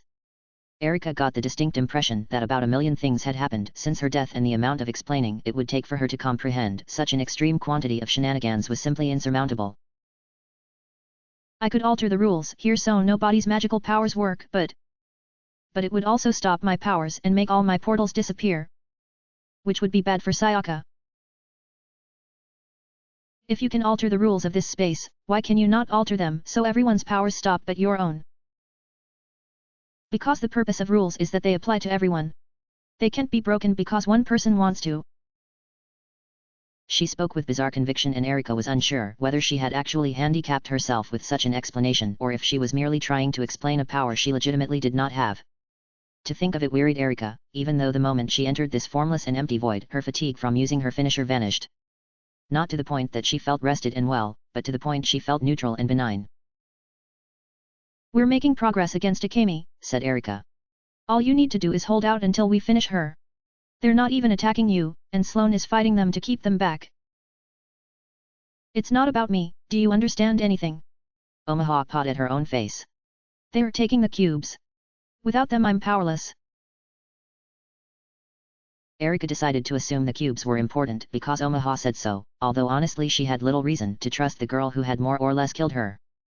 If something did happen to this realm, however, it would ruin their hopes of defeating Homura Akemi and rescuing Madoka Kaname, and such being their sole and ultimate goal, anything in service to that goal was a worthwhile endeavor. She brushed back her hair and gripped her katana. "I shall see what I can do." Everything had happened so fast, and Memi had so little understanding of it all. It made it exceedingly difficult to maintain a cool head and a poised disposition, but when Nagisa had suddenly returned and without explanation dragged her into a portal to a black space where she had to fight without aid of gravity or much else, she had to concede to her lack of understanding. Although it put her in a rather uncomfortable position where Nagisa, as relieved as Memi was that she was safe and unharmed, had more understanding of the situation than Memi herself. She had little time to think about it. The leader of the gold-armored ladies, who wielded a large halberd, had maintained her offensive even unto the void, alongside some of her stronger compatriots. She swung her halberd at Kyoko, although the lack of anything to steady herself against caused her body to rotate and staggered her attack. Kyoko tried to avoid, but she also had nothing with which to brace herself against, so Memi had to coil ribbons around her waist and yank her out of the way. The halberd glided past and struck nothing until the leader girl did a complete 360-degree cartwheel. Memi summoned and fired a rifle at the leader while she reeled Kyoko away from immediate danger, but the bullet stuck in the strangeness of the space. Its momentum stalled and it drifted with no more velocity than the chairs or other detritus that clogged the area. When Sloane raised her machine gun and fired, her light did not even escape the barrel before the overwhelming darkness extinguished it. "How dumb can this be?" Kyoko pulled herself away from Memi's ribbons. "Where the hell even are we?" "We're outside the universe itself," said Nagisa. She kept close to Memi and Memi kept an eye on her lest she stray too close to danger. "So a lot of laws and rules and stuff don't work so well here." Kyoko immediately lost control of herself and spiraled in a random direction. "Well, I don't like it at all." Meanwhile the girls in golden armor seemed mired in similar problems. The leader with the halberd fought to right herself, although the force of her swing had caused her to spin in perpetuity, even though one of her allies tried to drift to her side to stop her and only got sucked into the whirlwind. A third girl raised a massive arquebus and fired at Sloane, but the bullet, which was as large as a cannonball, encountered the same distortion of physics that Memi's bullet had. Honestly, it was rather comedic, and the utter lack of danger allowed Memi's heart rate to settle. She had to contain a smirk, even. Besides, Nagisa had returned. Was that not cause for happiness? She still wished she understood what was happening, however. She wanted to ask Sloane, but her English had suddenly failed her and she could not cohere words together. A new girl drifted beside them, from the direction where Memi thought no more girls were. She was somewhat young, perhaps 12 or 13, and she had a purple vest with short hair. She held a katana in one hand, but she was an obvious foreigner, like Sloane or the girls in gold armor. She moved with graceful glides and stopped herself beside Sloane and spoke in English. "Cubes." She said something about cubes. Then, quite shockingly, Nagisa spoke in flawless English herself. Memi stared at Nagisa and then tried to exchange a glance with Kyoko in order to confirm she had heard what she thought she heard, but Kyoko had tumbled far away and got entangled in a bunch of chairs and it did not seem she was aware of much else. "Bebe," said Memi, "did you speak English?" "Oh yeah," said Nagisa. "Sorry I didn't tell you earlier, but I can speak a lot of languages. Like, all of them." The gold-armored girl with the arquebus floated at Memi and attempted to bludgeon her with the butt of the gun, but she moved so slowly that it took no effort to summon ribbons with which to bind her and fling her in the opposite direction. The girl with the arquebus growled and shouted but nothing could reorient her trajectory and she was soon as far away as Kyoko. "How?" said Memi. "Bebe, what are you not telling me?" Nagisa shuffled her feet and held her hands behind her back. Sloane and the short-haired foreigner chatted about something, Sloane angrily and her friend calmly. "I'm really sorry Memi, I probably should have told you earlier I wanted to, but Sayaka said I couldn't." "What is it? What's going on?" "Memi, so I'm not supposed to be here." In Magica, I mean. Sloane gesticulated wildly at the objects drifting around the outskirts of the void, including the grief cubes that most of the remaining gold-armored girls had gone toward, scooping huge handfuls into whatever containers they could. Not supposed to be here? Bebe, please be clear. I don't understand what you're trying to say. More shuffling of feet. Her gaze would not meet Mami's, which usually meant she had slacked on her homework or stolen an extra piece of cheese from the pantry or misbehaved in some manner. Well. Sloane said something to her friend which interrupted Nagisa's thought and caused her to say something in English. Sloane's friend had an increasingly disconcerted expression on her stolid and serious face, and she glanced at the objects Sloane pointed at as well as over her shoulder toward the darkness she had come from. Using the girl who had entangled with her for leverage, the leader of the girls in gold armor righted herself and lunged at them with her halberd. Mami's ribbons put an end to that. She made a mental note that in a world where projectiles did not work and evasive actions were sluggish and delayed, powers like Mami's were especially potent. But that did not matter. Mami placed a hand on Nagisa's shoulder and pulled her away from the conversation between Sloane and her friend. Bebe. Answer me now. What has happened to you and Miss Mickey? What is going on here? And again Nagisa only shuffled her feet and picked at her collar. That old fear settled in, the fear that things were incorrect, that the natural order had in some way become disorganized, an omnipresent and overbearing feeling of offness, uncanniness, and the heart inside Mami's chest began to beat against its confines and her airless breaths wrenched their way from her gullet. Still Nagisa said nothing and only turned away when Sloane's friend, a furrow of anger now on her own brow and her katana raised, tore away from the group and plunged back the way she came. She barked English words into the air. They may as well have been ancient Mesopotamian. Sloane followed her friend and Nagisa turned to follow as well, but Mami held her shoulder. Bebe. Mami, I'm sorry, I promise I'll explain everything later, but right now something's happening and it's super important, okay? No, tell me now. What is happening? Tell me, please. Nagisa demurred some more. Madoka is in trouble.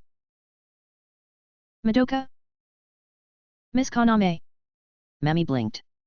What did Madoka have to do with anything?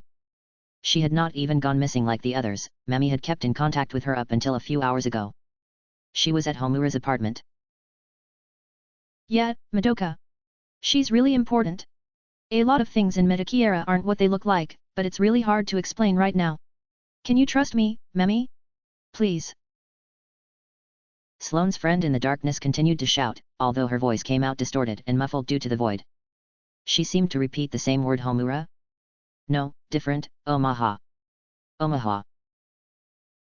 Mami wanted to be stern with Nagisa, but could she punish such a child any longer with threats of withheld cheese? Much of the childishness had ebbed away from her features and her gaze was now strong and determined, focused on a goal that Mami could not comprehend. The disconnect between them struck Mami hard and fast and tears welled in her eyes, unbidden and unwanted, and she averted her face and wiped at the tears to scrape them away while she fought to control herself. At least. She swallowed a sob before it could rise in her gorge like a bubble and burst. At least tell me what they're saying. They? Oh, you mean what's her name and the new girl? Sloane Redfern, her name is Sloane Redfern. Right. Nagisa tugged on Mami's sleeve and led her toward where Sloane and Sloane's friend drifted. Right now they're looking for Omaha, who's like, the person who created this place? Kinda.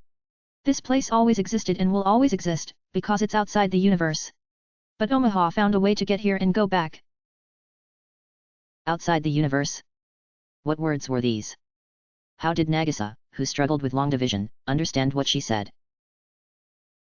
Out of the darkness came another voice, also speaking English, tiny and weak, and its sentences concluded with ellipses as though the words themselves were decaying out of the speaker's mouth. No matter where Mami looked, she saw nobody. That's Omaha, said Nagisa. She wants them to go and stop the girls from Chicago from stealing the grief cubes.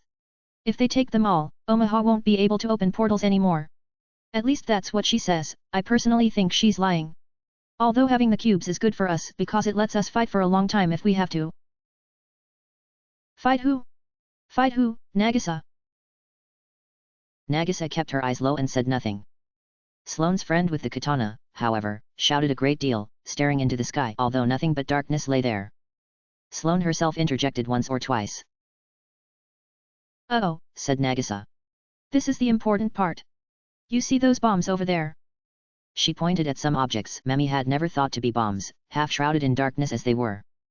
Sloane thinks Kyubey set it up so those bombs would explode when we take Madoka here, because she thinks Kyubey wants to kill Madoka. Kyubey?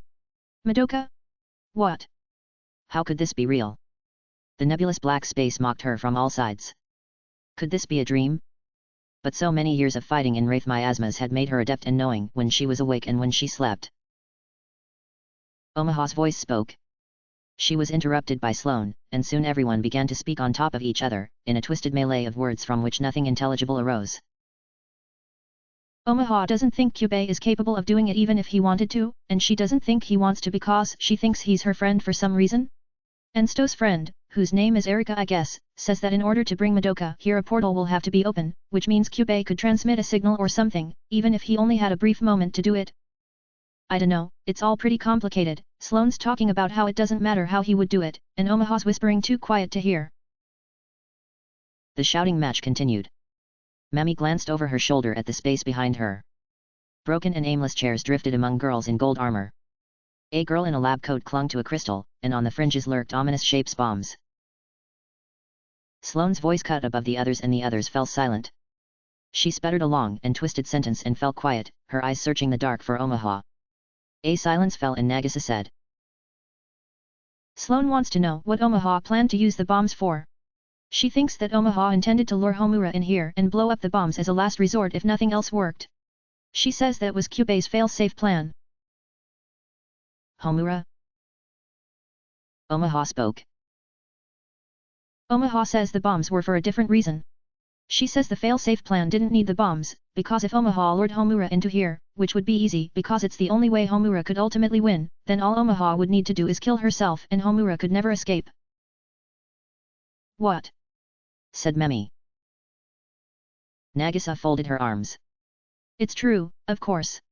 Homura probably doesn't understand how this place works. She probably thinks it's just a distorted version of the real world, like a wraith miasma, so that if she killed Omaha, everything would return to normal. But this is its own place, so? Even if Homura hesitated at first, she would come in here eventually. Otherwise she'd go crazy knowing she had no way to really be safe without killing Omaha. None of this made sense. Memi clutched at her forehead and stared at her shoes. She wanted to take Nagisa out of here, her and Kyoko and Sloane, and escape to a world she understood and where she could place everything into proper compartments and make sense of it and control it. With ribbons she could bind Nagisa. There were 3 portals open. One was guarded by the gold-armored girls but the other 2 were clear. Yes, that was it. That was the solution. She had a distinct advantage with her powers here.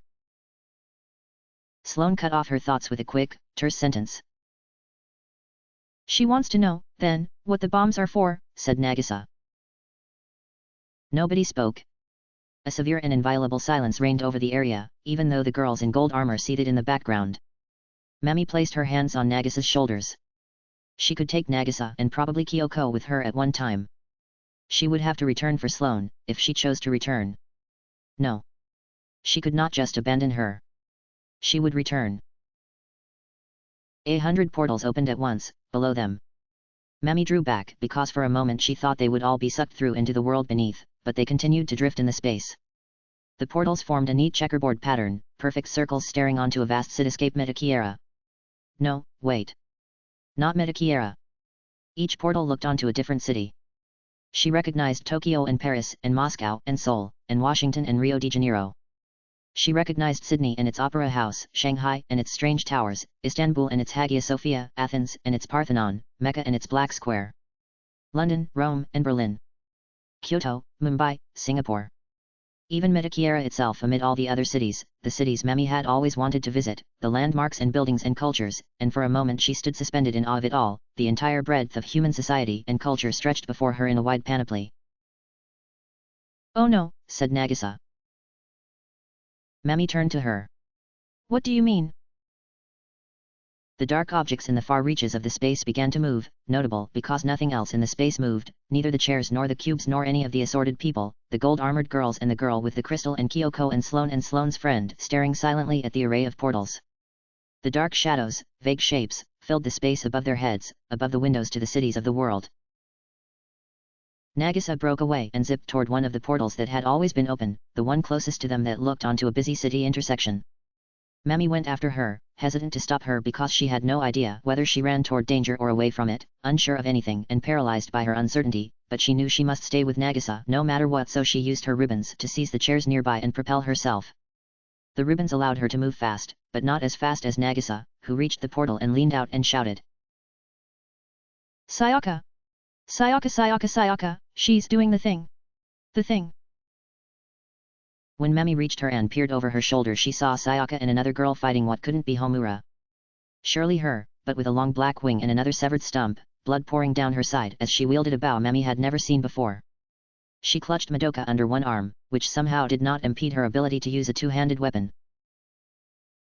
Nagisa, what thing is she doing? Said Mami. Sayaka, she's gonna blow up everything. Sayaka froze mid-swing and turned her head over her shoulder, her eyes huge and blood running down her face.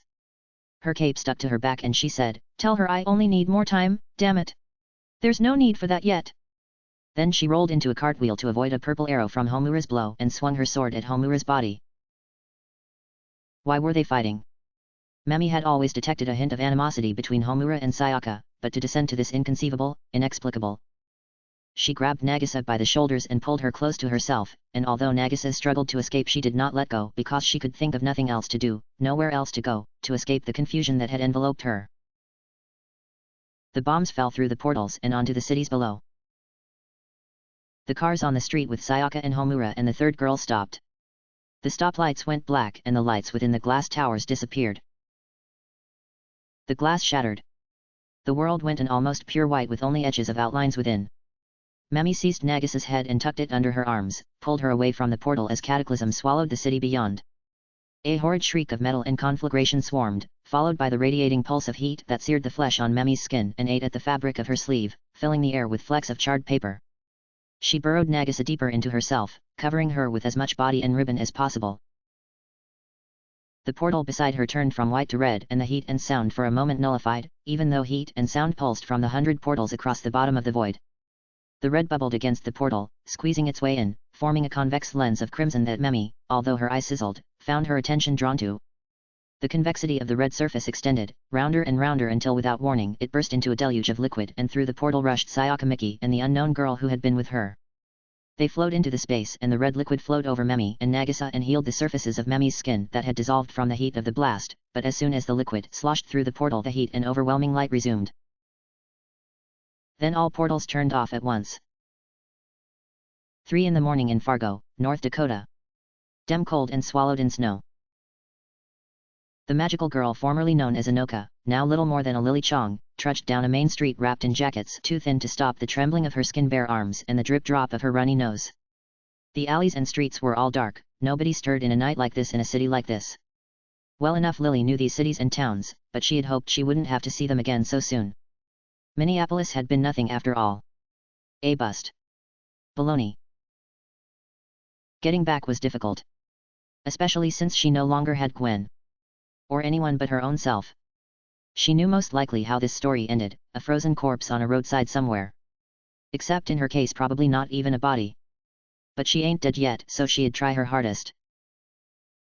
Still, Fargo was the biggest city until Billings, so she needed to stock up on cubes while the cubes came good. If only this place had more wraiths. No wonder Fargo Sloane had been such a jerk, she lived in the pits. She grumbled in her thoughts and a little under her breath, because at least grumbling took her mind off the cold. Her boots crunched against swept and salted sidewalks. Dampness seeped through the supposedly waterproof rubber and dampened her woolen socks, which had a lot of holes in them. A lot of miles back to Vancouver, even back to Calgary. Was it worth so she could apologize to parents who barely even cared about their daughter and probably hadn't noticed she had gone missing? Her parents or Gwen's? When she left Minneapolis it felt so important to do something, to make something right. But she no longer knew what that something was or if she had any power to undo it. Gwen died. Lily had a hand in her death. Did an apology change anything? She could have stayed in Minneapolis. No less cold but more cubes. Especially with the residents having offed themselves Shakespeare style, with only the blandest girls left alive because someone needed to say a final line. A stage dense with corpses. Everything since then felt like overtime, time that should not exist. A shape scampered across the road in front of her and roused her attention. She blinked, unsure she saw anything, because who but a lunatic would be out in sub-zero temperatures. But after she blinked, the shadowy figure remained, running across the snow with jerky wide jumps of legs. A second figure opened a door and ran too. They shouted at each other, gruff manly words more sound than sense. Lily checked to make sure she hadn't blundered into criminal activity. No gangsters waiting in getaway cars, but only rusted snow-covered vehicles on the street sides clogged the roadways.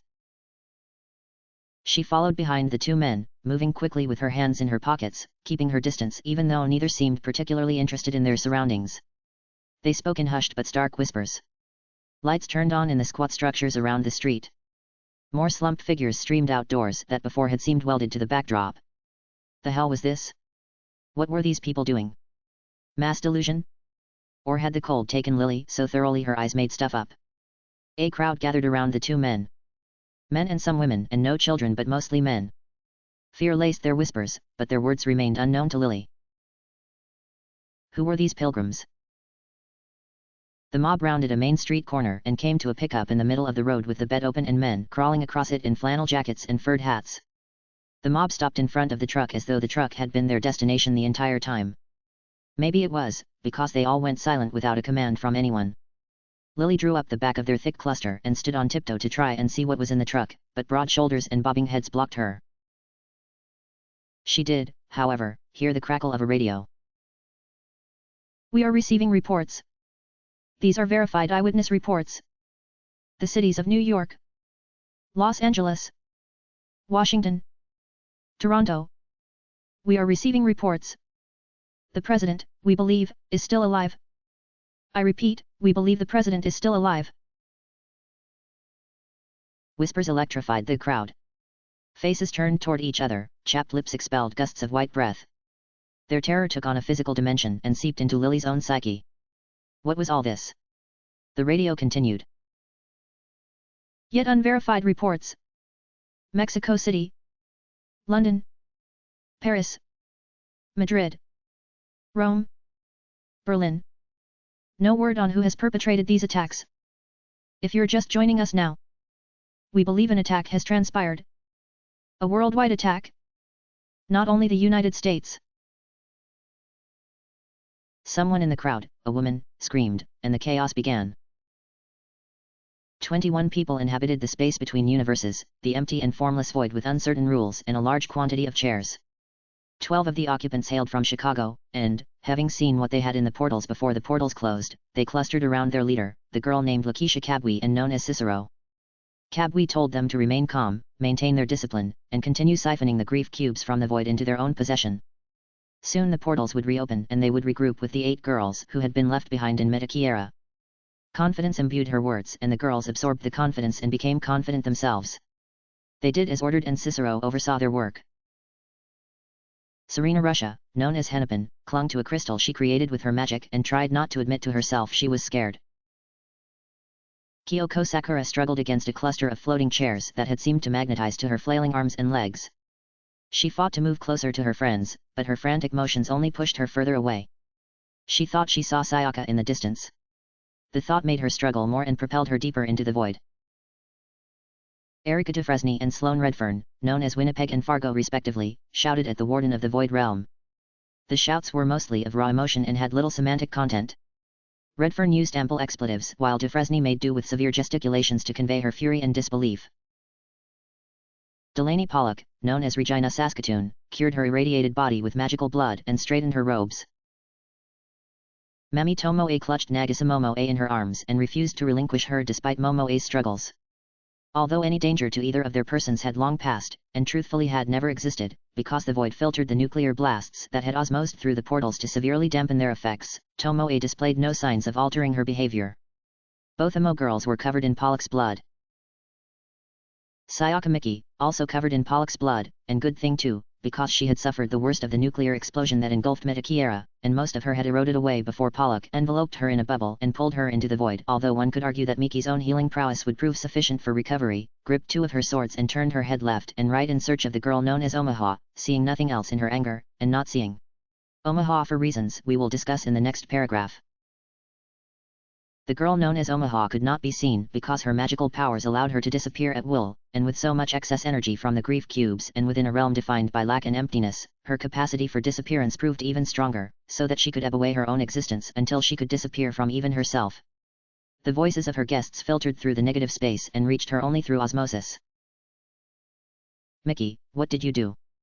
What did you do, damn it? We injured her, we had her on the ropes. Defresne, nuclear weapons. Who gave a madwoman 100 nuclear weapons? How did she even get them? Redfern, Omaha. Omaha. Omaha. Omaha. Pollock, I simply wish to know the purpose. Mickey, rubs face with hand, a backup strategy. I didn't think we'd need it, but... Tomoe, in Japanese, please, someone explain. Miss Mickey, someone, please. Mickey, ignoring her. In English, the idea was Homura might be too tough to beat no matter how long we waited. But her hold over Madoka's consciousness is only so strong, we figured a worldwide cataclysm would awaken her memories. Homura can only block out so much. Redfern, you agreed to this. Mickey, she already had the bombs, the hell was I supposed to do? Pollock, casual shrug, if it works, I don't see the issue. Mickey, will you shut up? Pollock, humanity breeds with unparalleled fecundity. What is several billion, if a billion remain? Madoka Kaname is irreplaceable. Redfern, you sound like Kyubey. Pollock, how bizarre. I'm told we look alike, too. And similar prattle. These words were ultimately meaningless because these actors had little to no control over what had transpired. Besides, while Pollock's words were met with disdain from most who could understand them, Mickey and Defresne both knew her point was sound. Of those who had returned from death, only Nagisa Momoe held a contrary opinion, but she remained quiet except to whisper explanations to Tomoe that did not ameliorate Tomoe's harried confusion. A new portal opened in the space. It was larger than the others, with a diameter near the size of a cinema screen. It opened slightly above the Earth's sole moon. Across a craterous, grey landscape the sun side of Earth revolved at a rate too slow for human perception, even at such a distance. Thick clouds, visible from space, coated the atmosphere and covered fragments of continent. Earth was of little importance to the one called Omaha, who had opened the portal. Her interest lay in the one who stood atop the moon's surface, Homura Akemi. Blood flowed from her severed wing and drifted in the weightless space. In her hands she held Madoka Kaname, whose glazed eyes peeped from a tilted head. The 14 dolls, which Akemi named Stalls, Schwarzsahire, Lugner, called Hersig, Selbstsucht, Verliumdung, Schafskopf, Eifersucht, Fallheit, Eitelkeit, Feigheit, Damlich, Unterlegenheit, and Stahheit, stood around her in a circle. They too watched the earth. The 15th doll, Lieb, was absent, as she had much work to do on the planet below. The conversation between Pollock and the others, and between Cicero and her subordinates, ended. All people inside the void watched through the portal in silence. Akemi tilted back her head. A smile twisted on her lips. Akemi, telepathically, due to a lack of sound in space, is that all? She lowered Kaname to the ground. The doll Selbstsucht and Eifersucht attended her unconscious body while a bow of purple energy appeared in Akemi's hand, held straight at her side. Mickey, drawing swords. Homura, stop. Can't you see this is going too far? Akemi, head remaining tilted too far? I didn't expect your camp to pull a gambit like this. Bravo. Using the world itself as a weapon against Madoka? You're more cruel than I suspected. Mickey, I didn't. Pollock, stepping forward, your name is Homura, is it not? We haven't gotten the chance to get acquainted properly. My name is Delaney Pollock. Akemi, I am aware of you. Pollock, fantastic. That quickens things somewhat. Clasping hands, now, we've clearly reached something of an impasse. We've both dealt blows to one another and have indicated the capacity to deal and receive several more blows of increasing caliber. How about we settle down for a moment for some good old-fashioned diplomacy? We can set forward our respective needs and desires onto the table and determine a compromise. Akemi, no. Pollock, consider how many innocent human beings have been hurt, Miss Homura. You may consider yourself a demon, but you know nothing of soullessness. Nothing at all. Billions of lives are in your control to save. It would be rather simple for you to do it. Shall you withhold salvation? Would you not prefer to be an angel? Akemi raised her bow and drew the bowstring back. A long, purple shaft appeared, fletched by magic, its arrowhead aimed at the earth. Akemi's muscles tensed and trembled as she pulled back the string, bent it in her bow, and the arrow built in size and intensity, until its glow infiltrated even the void. Akemi, you seek to use this world as a weapon against me. Then I must remove it. Miki, Homura, what are you?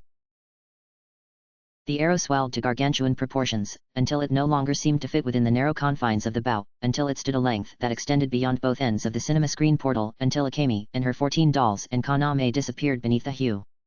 Some of the guests, Defresni and Miki chief among them, understood Akemi's intentions and staggered forward, summoning their weapons as they waded through the viscous void to reach the portal, but suddenly the distance between them and the entrance had extended, and no matter how they churned their bodies through the emptiness, they made it no closer to escape. Kabwe barked orders at her subordinates, and her subordinates abandoned their appointed tasks to arrange themselves into battle formations. Tomoe clutched Momo as one clutches a pet or a doll. Redfern sat on a chair and propped her chin on her wrists. Akemi released the arrow. It soared across space, spanning the relatively narrow distance between Earth and its largest satellite. The endless purple line dug into the planet's surface at the intersection of Equator and Prime Meridian, off the coast of the human nation of Ghana. The ocean parted in a swirl to accommodate the entrance of the arrow. It sailed into the spheroid with little further disruption beyond a few ripples of tidal waves that submerged much of coastal Western Africa. The purple light vanished into the crust and mantle, and beyond the puncture where it struck nothing changed across the surface of the planet. Then the planet imploded. The puncture transformed into a concavity, and grew wider and wider, pulling in the continental plate of Africa, moving up toward Europe and down toward Antarctica and west toward South America, until an entire hemisphere began to flatten inward. Long, molten cracks spread across the dry land and beneath the oceans, which sloshed and drained into the dent. A large fragment broke from the rest of the planet and exposed the core beneath, which by the power of Homura Akemi's demigod magic crumpled into a smaller and smaller sphere of magma and flame. The pieces of the planet shattered into rocks and other bits of debris, which no longer had a gravitational core to bind them and thus floated into the vastness of space. In all, it took only a few minutes for the planet to become irrevocably broken, and all humans upon its surface perished. Akemi dropped her spent bow, sat on the surface of the moon, and slipped her arms around Kaname. She and her dolls watched the flickering remnants of her apocalypse. The dolls raised their hands and applauded. Redfern. Pollock, well, that was certainly unexpected. Tomoe, in Japanese, this isn't real, right? This can't be real. Momoe, in Japanese, mommy. Yes, it's a trick. It's not real. Pollock, well. Sakura, waiting to the rest of the group. In Japanese, what the hell trick is this? Nagisa, you said this is a trick, right? Sayaka, what the fuck is happening? Pollock, well, let us not grow too perturbed. Rally the troops and let's put an end to this. Kabwe, to her subordinates, a Puella Magi has fostered an illusion to break our morale. We shall not allow such knavish deception to degrade our order, shall we? Subordinates, in chorus, no, milady. Russia, under her breath, ha. Ha ha ha ha ha. Redfern. Pollock, Erica, she hasn't yet tended to her injuries. This is the chance to strike. Redfern, Delaney, will you shut up? Redfern, you're going to talk like we're still in a fucking fight? Redfern, who even are you? Pollock, love. Redfern, much more quietly, we have to kill Madoka again. Miki, kill her. Considering the ramifications and then turn back time. To turn back time. To bring back the world and the people on it. To try again. And if again they met failure, to turn back time again. And if again they met failure, to turn back time again. And if again they met failure, to turn back time again. And if again they met failure, to turn back time again. And if again they met failure, to turn back time again. What mattered was God. Yes. Correct. Pollock, if we turn back time, we won't have the bombs again. Redfern, good. Defresni, the bombs were ineffectual anyway. They failed at their intended goal of awakening Madoka Kaname from her slumber. Pollock, that's not to say they didn't have another use. It was our lovely Kyubei's plan to use them, wasn't it? He's not the kind to make a plan that won't work. Mickey, hands splayed out, very expressive. Are you dense? What did any of that accomplish?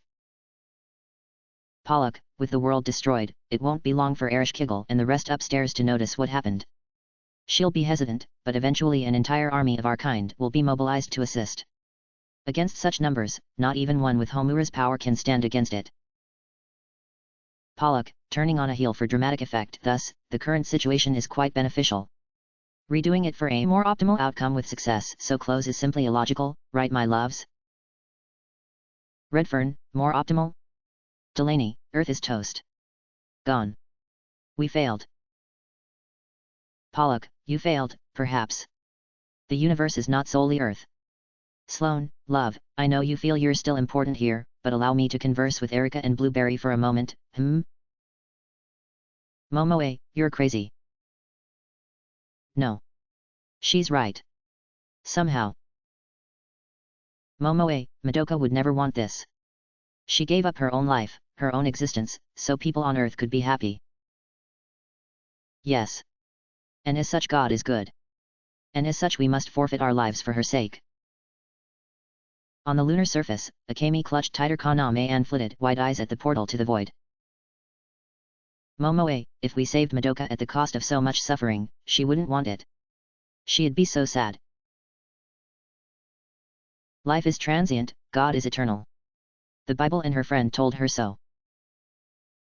Pollock, she's probably sadder in the sorry state she's in now, no? Redfern, God damn it Delaney. God damn it. How is this even a discussion? Erika, how is this even a discussion? You don't believe this, do you? Defresne, I agree that Madoka Kaname's importance supersedes that of any human, but I believe we have crossed a line somewhere. Redfern, thank you, I think. Mickey, we have to turn back time. It's not a debate. By hurting God. By killing her. Again and again and again. Weakening themselves every time. Reducing their chances every time. Struggling to inflict pain in a vicious endless cycle. Binding her. Wrapping her arms around her, holding her in space and stroking her pretty hair. What was the answer? The world was gone. God? What would God say if she saw this? The world belonged to God. Their lives were forfeit for her. But was it their role to destroy it in her name? Confusion, uncertainty, that heavy anxiety. Oh no. The portal closed. The void plunged in darkness. All rules ceased in this world, physics and matter and energy. The chairs and the people and the detritus froze. Voices became silent. Nothing but black. Nothing but space. Enough space to think. Enough time to think. Omaha, internal monologue, because, as you know, Homura and her, they're quite similar. And at one time, Homura herself was a regular girl. Like you. But inside lurked the capacity to become what Homura now was. Satan. Lucifer. Beelzebub. Asmodeus. Pazuzu Azazel Belial Baal Belphegor Moloch. Adversary to God. Omaha, and that thing inside was. Omaha, you destroyed the world for her. You would turn back time every time for her. For God. What if? Could you? It was always a possibility. Omaha. Omaha. Omaha, Sloane. Redfern, appearing out of the darkness. What? Where? Omaha, Sloane. I feel every possibility is wrong, said Omaha. Hey, said Sloane. They floated together, face to face, enveloped in blackness, the center of which flickered a dim glow to coat their features in shadows. Either way, whether I turn back time or progress with the world destroyed, either way I become her. You mean Homura? She and I are the same person, said Omaha. Our eyes, our skin, our genetic makeup. Only our experiences separate us. My entire life I have hated her. I have blamed countless misfortunes on her. The man who said he was my father, the basement where I slept, the insects that crawled on me at night. The testing of Job, the temptation of Christ. Everything. Her. Sloane said nothing. What could Sloane say? Why did Omaha decide to talk to her? Why not Sayaka, who knew Homura better, or any of them? Those ills, those physical ills, war, strife, famine, pain, sadness. I surpassed her in those today. She and I worked, I the first and she but the second, to inflict an eternity's suffering in mere minutes. Omaha, said Sloane. But those were physical ills. And long I thought that no physical ill could surpass her truest crime, the pain she inflicted on God, the pain she inflicted on Madoka Kaname. How she replayed the same torturous moments again and again so every time God would have to suffer anew, 100, 1,000 times, how she severed God from the world she loved, how she... Omaha began to cry. Sloane floated to her, embraced her in her arms, and held her. It's okay. It's okay. This world cannot bear two devils. No, it already could not. She looked up. A gaggle of amorphous shapes drifted beyond the tear-coated lenses of her eyes. The shapes were Sloane. Omaha, it's okay. We can force her to turn everything back. No. Omaha wiped her eyes. You're missing the point. I know what I have to do now. There's only one thing. One thing? Omaha, what? Omaha relinquished her. Sloane faded into the darkness, silent and motionless like the others, and again only Omaha remained, alone. She straightened the ruffled folds of her cloak and rubbed her eyes until she saw clearly again the nothingness around her. Only one thing to do now. A small portal opened beside her. Beyond it sat Homura Akemi and Madoka Kaname and the 14 dolls. Omaha stepped out of the portal. A quiet and perfect moment. Absolute stillness save the residual turning of the moon, all its half-shrouded craters and depressions, her with Madoka and nobody else. Arms around her body, fingers between strands of pink hair. Before them spanned a panorama of stars, planets, moons, asteroids, heavenly bodies. Aquarius, Pisces, Aries, Taurus, Gemini, Cancer, Leo, Virgo, Libra, Scorpio, Sagittarius, Capricorn.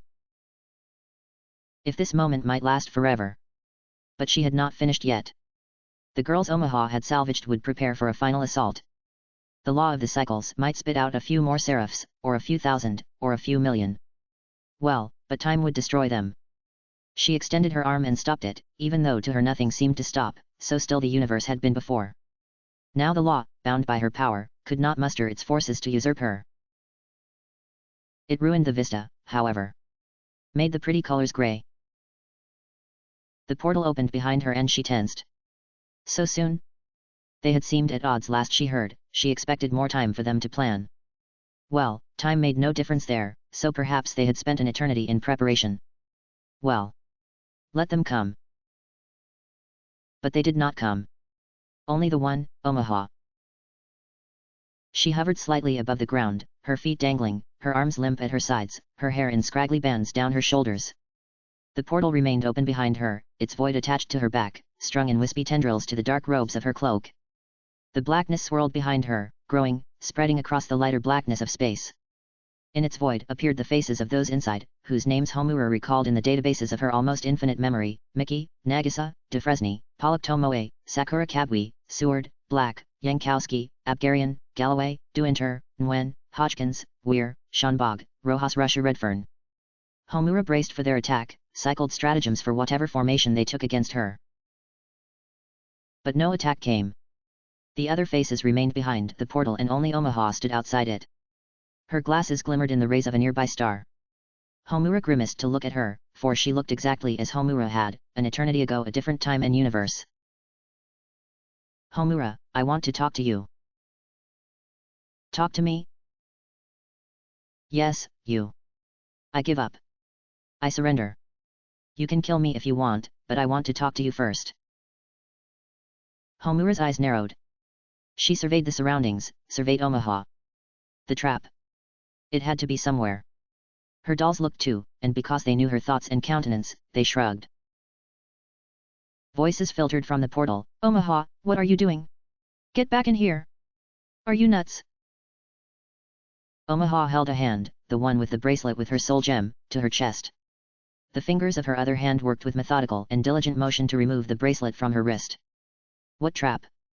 Had to be one. It was her own mind she conspired against, she had to know its workings even if initially obscure. She thought back to that other time, the way her brain functioned then. What plans and ideas filled her brain? What would such a Homura design? Such a Homura tossed the bracelet toward the other Homura. It drifted slow in the low gravity, twisting and turning as it neared.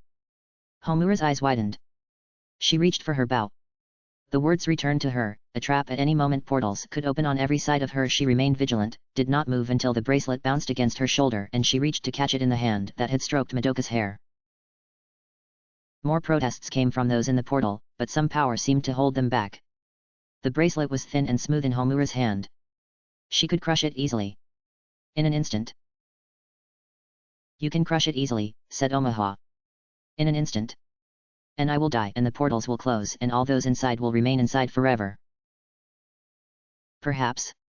Or perhaps killing Omaha would expel everything inside her dimension, creating a sudden and powerful all-out attack. When you kill me, said Omaha, you'll win. Irrevocably. I want to talk to you first, but if you don't want to talk to me, I understand. If you do kill me, though, will you turn back time to bring the world back? The question came as Homura pondered what might happen if Mickey and Dufresne and Pollock came with whatever else Omaha had hoarded inside the void, perhaps more bombs, anything quick and destructive. She tilted her head, the words only partially meaningful to her.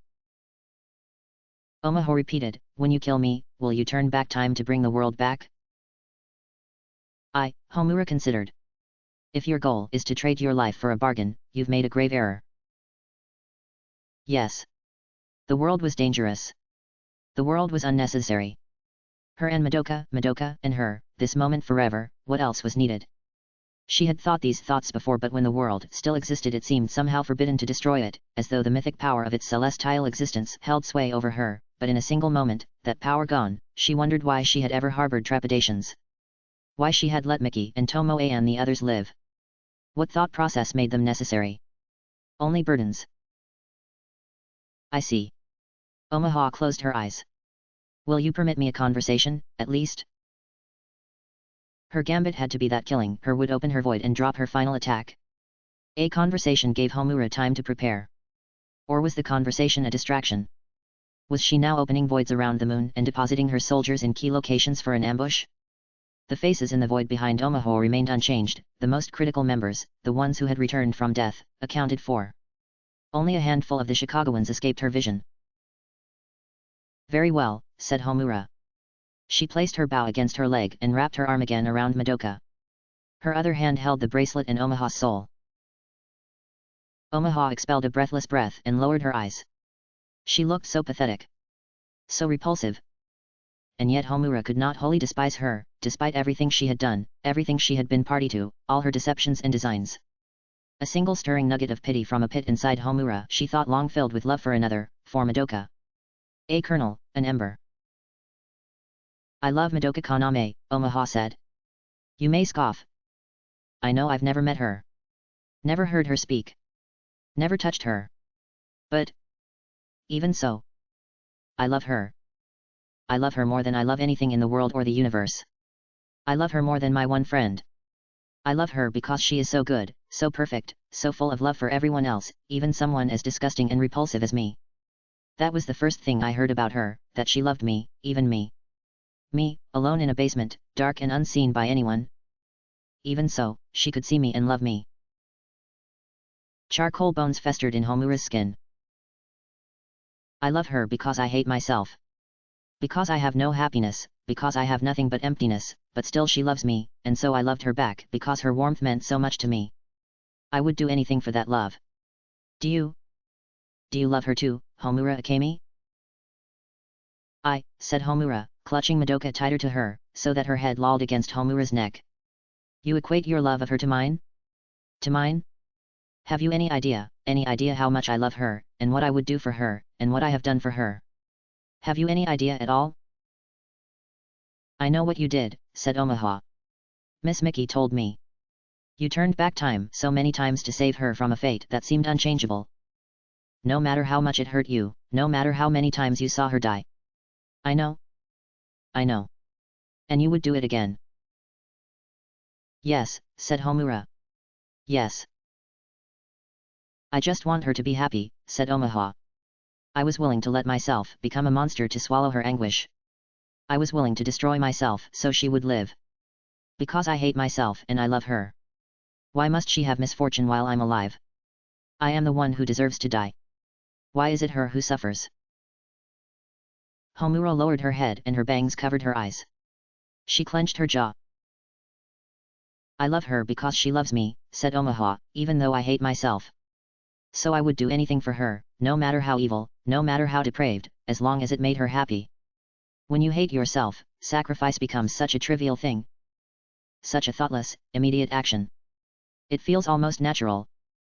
When you value yourself less than something, someone else. Trivial? Said Homura. The pain I've endured. Everything I've endured. You know nothing about what I've endured. Nothing. Yes, that's exactly it. My pain is surely only a fragment of yours. But if you think about it, if she loves me, and I hurt myself, does it not hurt her? Does it not hurt her the same way it hurts me when she is hurt? A scene from infinite memory, two girls, lying amid the rubble of a ruined city, both filled with grief, both about to die.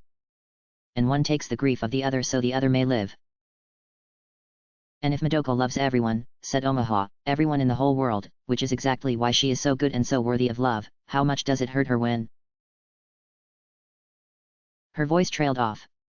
Homura's eyes turned toward the ruins of the planet, the few stray scraps of land and rock that swirled in the vortex. At what point, Omaha continued, was a line crossed? At what point did my pleasure in making her happy even if it hurt me and everyone else become indulgent? Because if hurting me and hurting everyone else hurts her, then how can I say I do what I do out of love for her? No, said Homura. No, she. But she looked down at Madoka. Madoka, silent and peaceful and serene, her eyes glazed, her mouth a placid line. No, she's happy. She's happy, everything was done for her happiness, for her protection, to create a safe place for her to live without fear or despair, everything was done to that end, everything always, Homura had never been forgetful or inattentive, everything was for her, everything. Madoka's eyes saw nothing. They were big and round like the eyes of the 14 dolls gathered around her. Perhaps I only think this way because I don't truly love her the way you do, Homura. Because I've never seen her or met her. Maybe it's because my connection to her was always aloof, no matter how personal I tried to make it in my mind, how her love to me was given through the words of a book thousands of years old. Perhaps I'm just rambling. I just want to ask you one final question, Homura Akemi. Omaha paused. Her eyes shone behind the glasses and she looked at Homura as if expecting a rebuttal, a counter-argument, and Homura groped for things to say but seemed to grab sliding slopes. Her mind had not prepared for this kind of attack, she had strategies and combat and metaphysics bouncing in her head but this. Who is happy now, her or you? And Homura opened her mouth and a great big sob cracked in her throat, swallowed by the airless space, because she knew at once the answer, she knew at once what she had done in making Madoka, the one she loved, into nothing more than a mindless doll for her own pleasure, the glazed eyes, the motionless body, she had to do it because she knew that if Madoka could see the world as it was she would be hurt beyond repair, that her soul would crumble and die, and that Homura had made this world the way it was, her and Omaha together, those who supposedly loved her most had done the most to hurt her and only by robbing her of everything mind, sense, breath could she be sustained, and how much did Homura have to take from her, why did Homura take anything from her at all? Because in the beginning the only thing she had wanted to do was give Madoka everything that belonged to Homura so that all Homura's worthless rotten insides and outsides and everything could be put to a purpose more worthy than its own selfish needs and wants. Why had this happened? Why had everything come to this? When had things become corrupted? Was it when Homura took Madoka's powers from her, or was it when she created a false Metakiera to ensnare her, or was it even earlier, that scene from infinite memory, where she took Madoka's last bits of hope to survive and turn back time in the name of saving Madoka? Which of these things were good and which were bad, which made Madoka happy and which hurt her? How much was her own selfishness? How long had everything been her own selfishness and not what she thought was selfless love? Suddenly everything got confused and rattled in Homura's own mind, and she thought for a moment this was Omaha's plan, her grand scheme to confound Homura. And maybe Homura would have believed it, and even despite the confusion held to her original convictions and stuck them until the very end. But who was she talking to? A separate unconnected alien entity named Omaha, or was she talking to herself, that same self in that scene from Infinite Memory with the glasses and the knotted hair, whose words rebounded in her brain? Again the thought that this was exactly why the incubator chose her own clone to war against her, this kind of confounding, but the incubator would never create a plan like this, based on emotions he could never understand, and what did any of that matter anyway if the words spoken were her very own from a different time and place? Tears streamed down her cheeks and she clutched Madoka to her as though even now she tried to extract Madoka's warmth and take it into her, as if even now she had not robbed Madoka of enough, and she thought of the Madoka this morning who had given her the music box and the Madoka a million years ago who gave her love and the million Madokas in between. "You can kill me," said Omaha. "My existence, I see now, will only hurt her more, so I'll do what I should have done long ago and give it up. But please, please bring the world back, and let Madoka be happy. Please do it. That's all I want. Should have done long ago. Should have done long ago. Should have done long ago." Homura remembered that first time Madoka died. And every subsequent time. Each new time created by Homura herself. And now this time, also created by Homura, all time created by Homura, and this is what the time had led to, this empty void and this lifeless doll. The shield appeared on Homura's wrist. She churned the gears back before her arrow pierced the planet, before the bombs dropped, to the time when the city remained as it always had. Time turned as it always had, as had become so rote and familiar to her it hardly seemed consequential when the entirety of the earth reappeared in front of her, whole and unharmed with her on the moon beyond it, because her own powers had so deadened her to the world that this somehow felt her natural location relative to it. Let Madoka be happy. That's all I want. What I should have done long ago. I am the devil, after all. I am the embodiment of evil. I ate up so much suffering and despair I transformed into it, and then I allowed myself to infect her. That's what a witch is. One who takes on so many curses and begins to curse in kind. Magical girls never come back from being witches, after all. She tossed the bracelet to Omaha and did not care to watch if she caught it or not. She placed Madoka on the ground and stood up and ignored the glances of her dolls. From the back of her hand emerged her soul gem, which despite its great size was now mudded with darkness. It hovered before her eyes, scornful and spiteful. "Sayaka. Nagisa."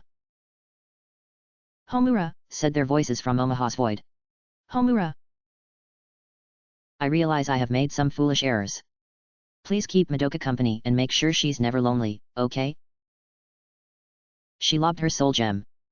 Although she did not use much force, the low gravity lifted it high into the starry dark. From her shield she grabbed a simple handgun and aimed. A blade tore through her arm and severed it cleanly before her finger squeezed the trigger.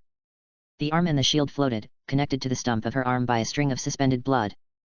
The scythe that cut it continued a staggered and arduous swing, painting an arc of blood. Omaha's hands wrapped around her and held her. "No," said Omaha, "there's no need." The gem drifted to the ground and her shield drifted into space. Chapter 42, Wing of Gold Leaf. Cicero awoke on grass. Awoke only a temporary descriptor of the action, because she did not remember sleeping, although she did remember void. She sat up, no longer armored, and rubbed her eyes. Her legs stretched in front of her along the summit of a small hill overlooking a city, the same city she had seen from the plain, Magica. A tree's leaves rustled in gentle wind. Clouds drifted in immense blue sky. The 11 soldiers who had been in the void with her lay scattered down the side of the hill, awakening in turn with rubbed eyes and stretched limbs. Their heads lifted from the grass, sticks and stalks in their hair. They looked left to right at their fellows, at the city, at the clouds. A moment of tranquility passed. Cicero bolted upright and brushed the grass off with one swift sweep of an arm. "To attention!" she commanded. Her soldiers without delay lurched to their feet and saluted. She glanced from face to face and confirmed they were the 11 who had been with her, and that the other 5, plus Berwin and her 2, were absent. "Elmhurst," she said. "Establish contact with Berwin. Lombard, establish contact with Addison. Ascertain their whereabouts and confirm their status. Account for the missing members of our platoon." "Yes, milady," the 2 said in chorus. They transformed and summoned radios to their hands. They blurted quickly and soon made reports. "Berwin and her squad are at their appointed location in the center of the city, milady," said Elmhurst. Addison and the remaining 4 are at the apartment complex, milady, said Lombard. Her eyes shifted sideways. They're rather confused about what happened. What's happened is that a Puella Magi used powerful magic to confound us with tricks and illusions. Fortunately, we have suffered no casualties. A long exhalation. Cicero surveyed the city and its towers, which no longer seemed so tall as before. The city itself felt as though it had shrunk to be no larger than Cincinnati, where Cicero had lived before she contracted. We regroup with Addison and Berwin. We have an improved conception of our adversaries and the capabilities of the chief target, Omaha. Once we have reassessed the situation, we shall renew the assault on the city and its Puella Magi. Our objective remains unchanged, we do not leave until we have procured the grief cubes of the Minneapolis Archon. Cicero looked up, but nobody moved. They stared at her like dullards, some of them with mouths agape. No, not at her. Past her. Darien, always impudent, spoke up, Milady, behind you. She considered berating her for her insolence, Darien's flashes of disobedience sporadic but essential to squash, especially if she were to eventually become Cicero's successor, but something told her she better check what they stared at. Her eyes shifted, she turned her neck slightly. At the summit of the hill, arranged in neat rows, lay a vast swath of grief cubes. They undulated up and down the hill, and across to the next hill, and ended finally at a distant third hill. They glittered under the late afternoon sunlight. A piece of paper fluttered in the wind, pinned to the earth through by a long needle. It read, "Please leave the others alone." On the junction outside Homura Akami's apartment, the doll named Lieb hobbled up to Madoka Kaname. She moved sheepish, a little unsure, like she wasn't used to her feet. She avoided eye contact as she extended a thin white arm and handed Madoka a note. The note had writing on both sides. Madoka, starting to remember who she was and why she was here, already knew what was written on both sides, and despite everything the knowledge only made her sad, not so sad as to cry but rather a kind of somber melancholy, the kind where you know something is for the best but that doesn't make it hurt any less, and the melancholy was only tempered by the faith that no matter what, things would work out in the end. And the words on the note only strengthened that belief. She read the backside first. "Hello Miss Kaname. My name is Omaha, and we've never met, but I want you to know that you mean a lot to me and got me through some really bad times, and I hope to see you someday but that time is not now. I know you probably don't care, or maybe you do, yes of course you do because you care about everyone, but anyway thank you for everything and I hope to see you someday. Omaha." Madoka smiled. With her mind returning to her she knew everything about Omaha, what she did, what she didn't do, what she wanted and hated and loved.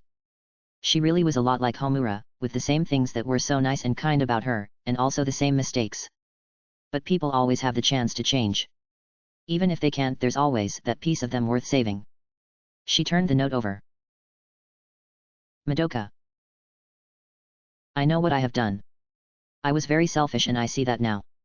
I don't know if you'll forgive me or not, and honestly I'm not sure which is worse, because I do not deserve forgiveness. I'm going away for now, along with Omaha. I think I can learn a lot from her about myself and who I am, and how I can be a better person. Most importantly, I think I need to learn how to live without you, even for a time. How to love myself, even though right now that somehow seems like the hardest possible thing to do. But if I can't love myself, I have no right to love you, you who love everyone including me despite my flaws. Or maybe I don't have to love myself, but I need to be able to appreciate your love, truly appreciate it, rather than burrow inside it. I fear I am beginning to ramble, and if this was goodbye I would take the time to put my thoughts in better order, but right now I'm not ready for that. This isn't goodbye, however. If you'll accept me, I'll return. But I need to figure things out first, both for your sake and mine.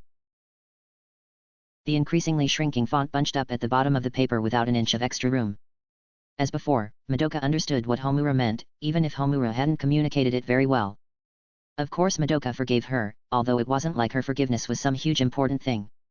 What Homura had done was wrong, but that wasn't enough to ruin their friendship.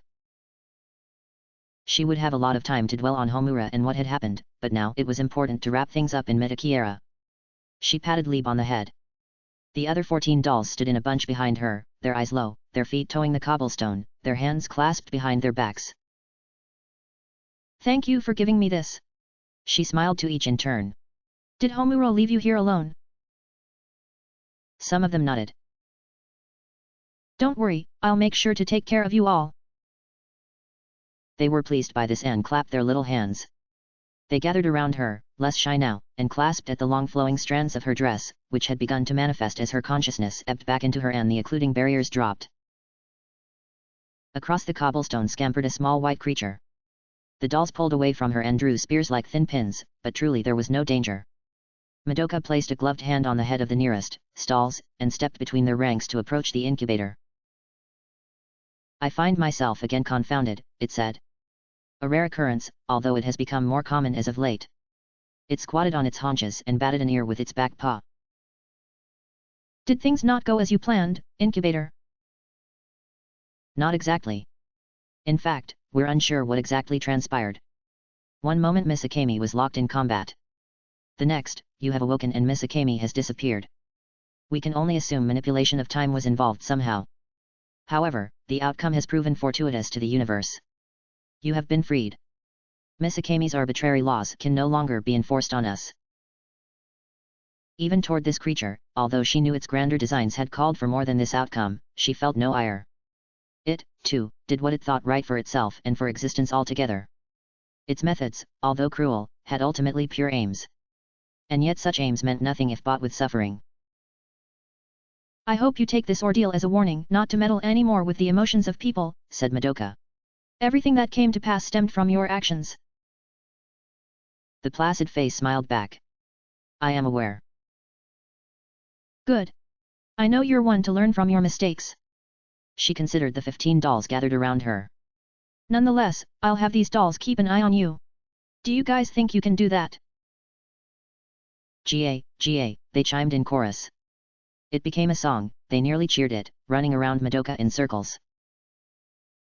"Thank you very much," she said. "I know you'll all do a great job." "While I assume you'll leave this plane of existence soon," said the incubator, "I would like to talk to you to satisfy certain curiosities of mine." A sword whizzed across the air and impaled the poor creature.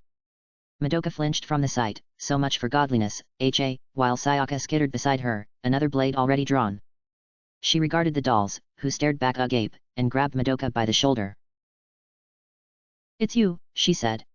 "It's really you." "Of course it's me, Sayaka," said Madoka. "It's always been me.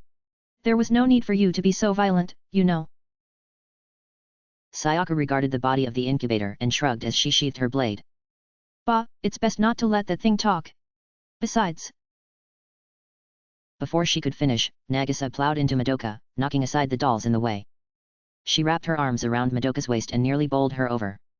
"We did it. We did it, and nobody even got hurt. Well, got hurt for long I guess." Madoka giggled as she wobbled against Nagisa's unrelenting hug.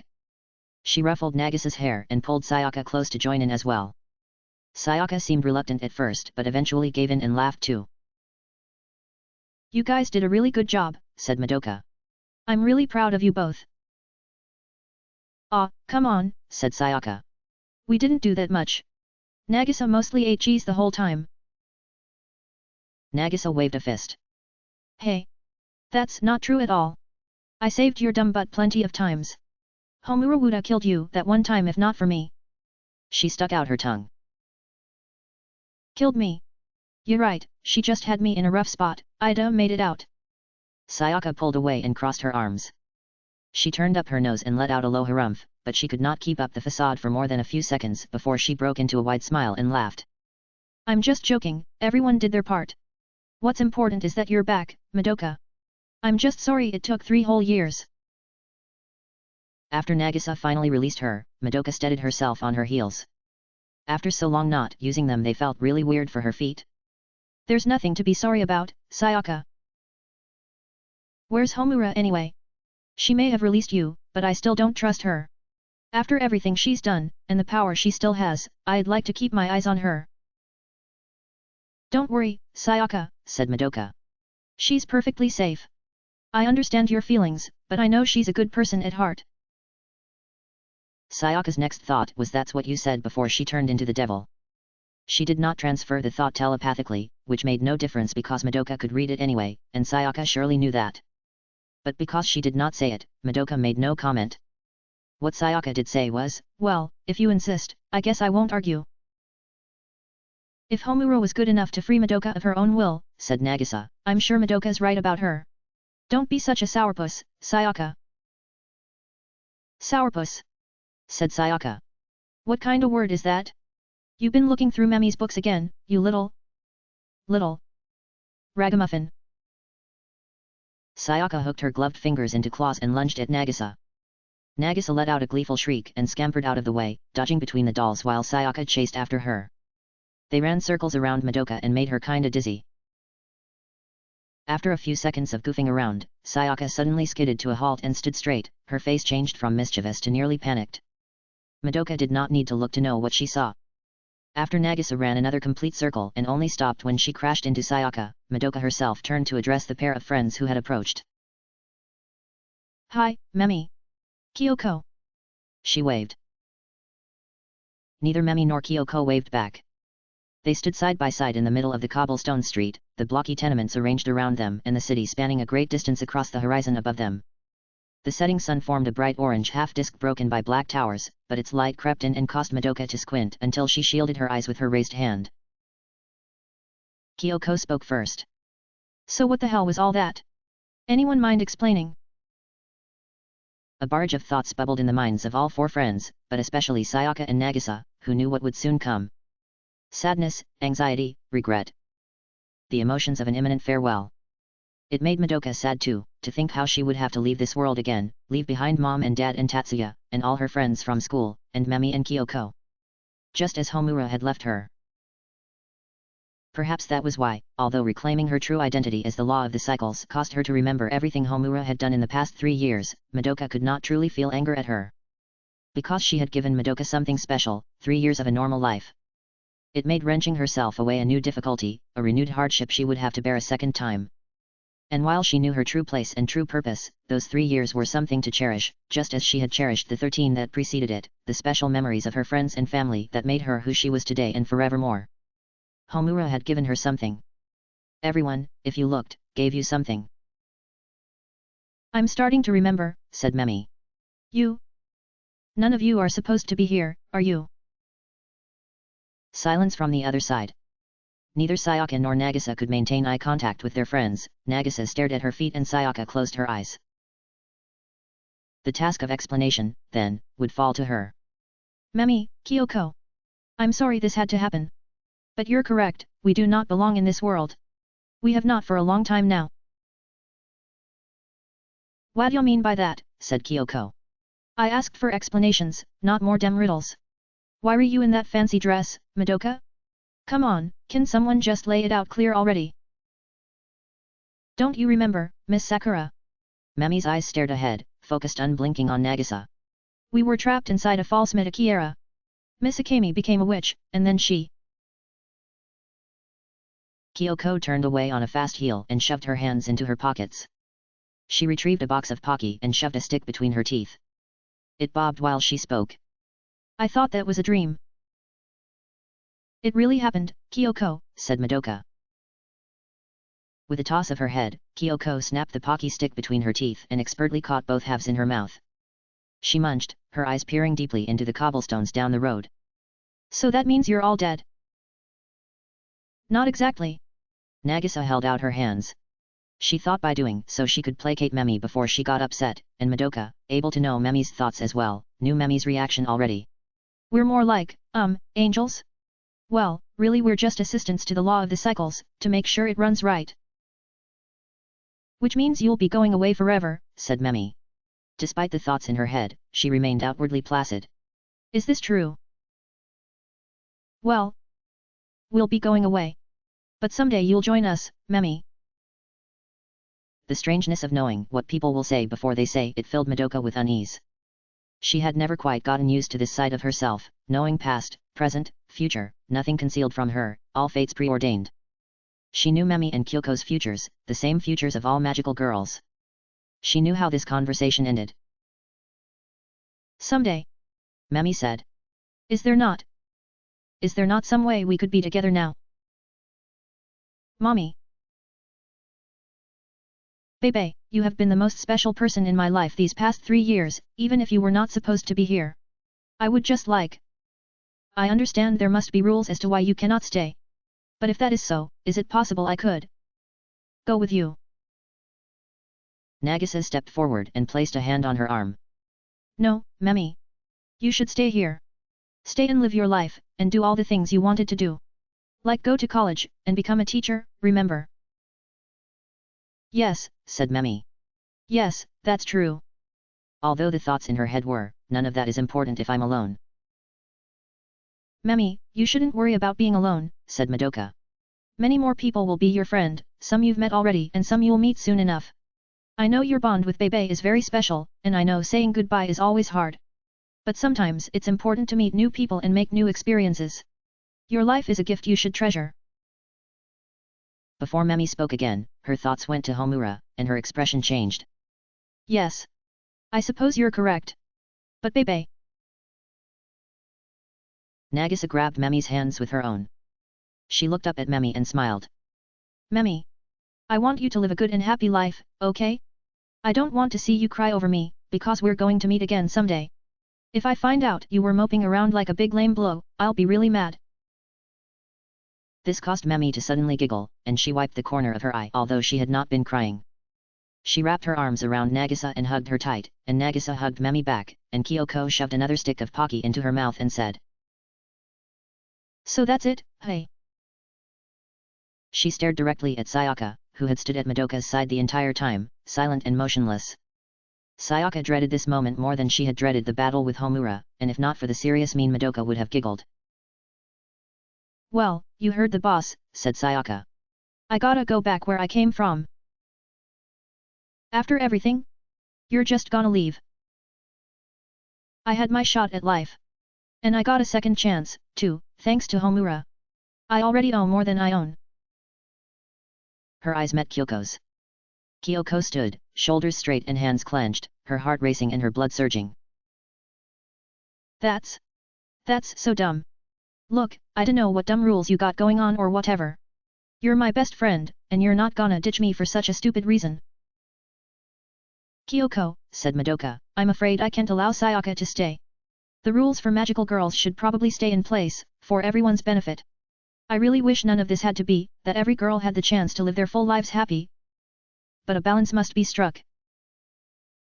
The explanation did not placate Kyoko. No explanation would. The burden of infinite knowledge was to know that sometimes happiness was impossible. Kyoko would not be happy if Sayaka left and Sayaka would not be happy if she stayed. Even such a simple, small strife could not be resolved by all Madoka's godly powers. But there was a way the pain could be mollified, the one who knew the words for that was not Madoka. Kyoko, said Sayaka. Look. When you're dead, things are different, you can't experience life but you remember everything you did experience when you were alive. So those experiences, those moments, you treasure them. And the moments I had with you, all of them, good and bad, I know I'll treasure, and I'm so glad I had them. And I want you to continue living, and have your own experiences, and live your life the way you want. Same goes for you, Memi. Yeah, that's right, said Nagisa. She hugged Memi again. Homura paired us up the way she did because she thought we couldn't survive without someone else. But you also have to be able to live life for yourself. I understand, said Memi. Although the thoughts in her head were not so certain. Kyoko scraped a shoe against the cobblestone. Pa. What she did not say, should have cut down long ago. Kyoko, said Sayaka. I'm sorry. For everything. For being so stuck up. For getting mad at dumb stuff. For not telling you what was going on. And for leaving. She stepped forward and, before Kyoko could react, threw her arms around her. For a moment Kyoko stiffened, her mouth twisted into an uncertain snarl, but the moment passed and her shoulders slackened and she reciprocated the hug, tight and forceful, like squeezing a doll. Damn it, you don't get all the apologies. I made some mistakes too, you know. Sayaka rested her head against Kyoko's, their foreheads touched. I promise we'll see each other again one day. I promise. Neither said anything for a long time. Nagisa tugged on Memi's sleeve. Come on, we oughta give em some alone time. Images and ideas entered Memi's mind and she concealed a light blush with a turn of her head. Oh, yes, ah. Meanwhile, Different images entered Madoka's mind, not of the companions around her but of another girl, hidden in a shadowed alley between two dusty tenements to the side of the street, watching Madoka and Memi and the others, although she dared not join them, even though the light of the street would allow her to heal the wounds across her body. Madoka decided a polite nudge might spur things along. Come on, Memi. There's someone else you should talk to. Me, said Memi. Madoka gave Nagisa a look. Nagisa nodded and pulled Memi by the arm, while Kyoko and Sayaka continued their quiet farewells in the middle of the road. Madoka extended an arm over the heads of the dolls clumped around her and pointed toward the alley. A hunched, slight figure crouched in the crevasse and turned away when she saw she had been spotted. But Madoka called to her. You can come out. We won't hurt you. You're wounded, aren't you? Come on and Memi here can heal you. Right, Memi? Oh, yes, of course. A flash of light enveloped her and she transformed into her magical girl outfit, which looked so cool and which Madoka had always wanted to wear, even if just for a minute. Come on, don't be shy. The figure only retreated deeper into the alley, out of sight. The poor girl had received a lot of abuse lately, so it made sense she was not keen on trusting. Madoka tried a different tactic, and hailed the girl in English instead of Japanese. Serena, it's okay. You're safe now, everything's over. Mistrust brewed in the girl's mind, but the invocation in her familiar tongue stirred her and she poked her head from the shadows. A trickle of half-dried blood ran from the corners of her lips. She held her gored stomach with a hand. The hell are you? Said Serena Russia. Some kind of angel. Someday I'll be able to tell you, said Madoka. For now, you should get yourself patched up. With a half shrug, the figure slumped against the wall. Madoka nodded to Memi. Memi started forward and Nagisa trailed at her heels. Madoka clasped her hands and exhaled slowly, one of the last breaths she would take before again leaving this plane of existence. Nagisa and Sayaka she would allow to leave on their own time, although she knew neither would want to linger long and increase the pain of goodbye. For Madoka herself it was best if she left silently, unheralded, as was her burden to bear. The dolls gathered closer around her, sensing her intentions, although she was not ready to disappear just yet. She read again the words on the note, first Omaha's and then Homura's. No matter how hard she tried she could not sense their presence. But she believed Homura's promise. She would return someday, when she was ready. Memi and Nagisa tended to Serena. Sayaka and Kyoko whispered to one another. Madoka patted the heads of the dolls. I have one thing left to do, she told them, and then she left to do it. In a dark cranny constructed of slippery black bricks, Sloane reposed against the wall and absorbed the cool air on the skin beneath her coat sleeves. So very tired. But at least it was done. Done and done well, and now they all could be happy and it turned out the best possible way. She guessed that was what she set out to do here, although she wasn't sure how much she mattered in the end. Although what she had hoped, when she killed Madoka and the timeline reset, what she hoped was that it would go farther back, way back, days back, weeks back, before she embarked for Williston and this whole shitty debacle started. Wishful thinking, probably. Ah well. 2 pairs of smart shoes clipped against the ground, 1 pair to either side of her. She did not have to look up to know who they were. Everyone's having a nice heartfelt reunion out there. Delaney motioned toward the end of the alley, where a sunnier road waited. Shame on you for sulking like this.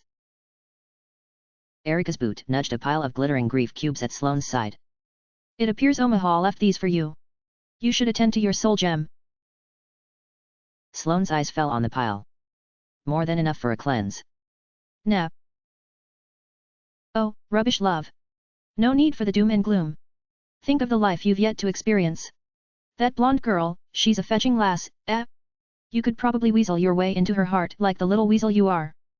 Delaney winked. She felt too tired to vocalize what she thought, which could be pretty succinctly summed as quitting while ahead, but even those choice few words caught in the dryness of her throat and she mustered half a shrug. Erika knelt beside her. She leaned close to Sloane and angled her head to make contact with Sloane's lazy eyes. Hey! Look at me! You did a fantastic job, Sloane. I'm proud of you. Do you hear me? Yes, very proud, love. Delaney did not kneel. Who knows what might have happened if not for you? The incubator may have killed Madoka, said Erika. Or something equally heinous, whatever his plans were. You have a lot to be proud about, so cut out this sniveling. Not sniveling. Only fatigue. Neutral, oblique, empty fatigue. A desire to go to sleep on a note of lukewarm happiness. A hand fell on Erica's shoulder. I think it's best to let her be, dear, said Delaney. It is the fate of magical girls, after all. The lucky ones at least. Erica stared at Sloane for a long time, making no reaction to what Delaney said. Her hands balled into fists against her legs and, it was hard to tell in the dark, her body maybe began to tremble. Sloane exhaled and opened her mouth to try to say something, some kind of word or phrase to placate them, because really she was done with this shit. But before the whispered words came, Erica grabbed Sloane by the shoulders and leaned forward and kissed her on the lips, and at first Sloane had honestly no idea what she was doing, but soon it became undeniable. The kiss lasted a long time and Sloane lay dumb under its force before Erica finally pulled away, her face bright red even in the shadows, scrunching and fidgeting her hands. Delaney stuck 2 fingers in her mouth and whistled. Well, said Erica. What about now? Now Sloane only felt guilty, because if the kiss was meant to do something, to galvanize her back to life, it only felt dull and placid and empty, although she could tell that Erica perhaps had not done it solely as a kind of anti-despair cardiopulmonary resuscitation. Sloane thought back to the last time they had been like this, when they killed the Williston Archon, before Omaha appeared. That had been the feeling Erica had taken with her to the afterlife. Sloane said nothing, because anything she said would only make it worse. Erica's blush turned to a clear sadness, and ultimately she stood up and turned away without saying anything. I'd do a lot more than kiss you, love, said Delaney, but it'd probably be improper. Besides, no offense, but I think I'm over you in that way. Since Sloane had never asked for either of them to be into her in any way, she mostly hoped it would end soon. And, thankfully, neither companion spoke again, because an odd light extended down the corridor, illuminating it with a pure whiteness that dribbled through the cracks in the bricks and along the grooves of their mortar, shining across first Delaney, then Sloane herself, and lastly Erica. Sloane's head lolled to face the light, which somehow did not blind. The light seeped into her skin and eyes, its very presence enough to melt the melancholy and exhaustion. From the light emerged a sole figure. Sloane had seen her before, with the flowing white dress and the pink hair, although now she was neither a doll nor a benign Japanese schoolgirl. Now Sloane supposed she beheld God, or as close as this world had to one, and although her first inclination was toward some snide and cynical jab, or a joke, a sarcastic comment, whatever, the light effaced her to a state of tranquility and she welcomed the figure's approach. Delaney and Erica stepped aside for her and averted their gazes. But the goddess touched each on the shoulder as she passed, and smiled too. Delaney Pollock and Erica DeFresney, right? Thank you so much for all your help. It was nothing, said Erica. Yeah, said Delaney. Because of what happened, I never got a chance to really talk to either of you, said Madoka Kaname. I'm truly sorry for that. I generally make it a habit to meet personally all who comprise the law of the cycles. That's quite all right, said Erica. Delaney said nothing. Don't worry. Now there's all the time in the universe to make amends. Erica got halfway through a simple pleasantry when Delaney blurted, Are you mad at me? Mad at you? Said Madoka. No, of course not. You've done your best. And everything turned out fine in the end. I mean, Delaney rubbed her wrist, I mean before that. What I did before that. Madoka smiled.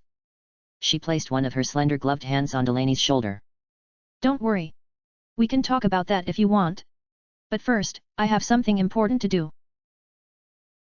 Her eyes flitted toward Sloane. Both Delaney and Erica seemed to understand at once, and truthfully Sloane understood too. Not even a twinge of dread struck her, Madoka's voice so calm and soothing and pleasant to hear that no words she spoke could cause pain. So there's nothing we can do, said Erica. I'm afraid not, said Madoka. But I think this isn't so bad a way to go. Sloane's really done a lot. And I don't think Sloane feels all that bad about it, do you? Faces turned toward her. Sloane said, No, this is a good time.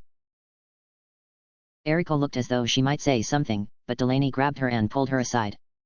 Then it's for the best, she said. Come, Erica dear, we should leave them be. Sloane perhaps has some personal business to discuss with our dear goddess. Very well. Erica closed her eyes in acquiescence. Sloane, until we meet again. Delaney bowed with a flourish of her hand. Au revoir, Mademoiselle Redfern. See you on the other side. She wrapped her arm around Erika's shoulder and they both turned and walked away. Sloane watched them go, down the long and narrow aisle, away from the light effused by Madoka until they became nothing but shadows, and then nothing at all.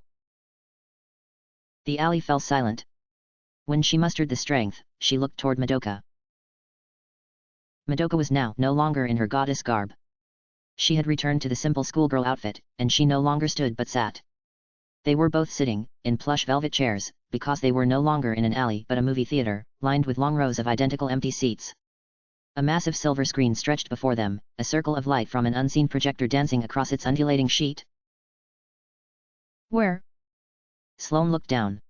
She opened her coat and checked her soul gem, but it no longer existed. Her tiredness evaporated, the dryness in her throat disappeared. So that's it then? Yes, said Madoka.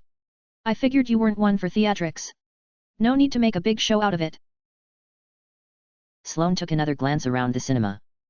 I guess I'm Afterlife Dilbert now. Oh, you mean The Office? You were there before, that's right. Sorry, I'm still getting used to having this form back, so I don't remember things right away like I usually do.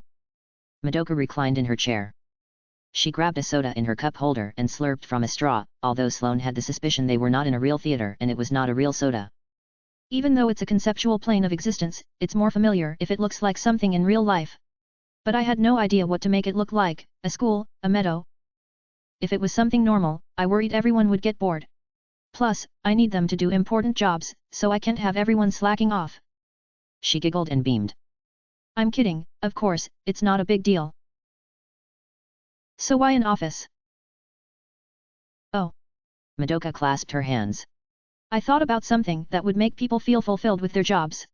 My mom worked at a big company with offices like that, and even though she worked hard and came home late, she always seemed really satisfied. So that's how I designed it to look. Probably pretty silly, hey? Sloane could not help but smile. Although ostensibly God, this Madoka girl acted so sheepish and bubbly it was nowhere near as overwhelming an experience. Did she do that by design? Sloane got the impression she was actually like this. I think it's fine, said Sloane.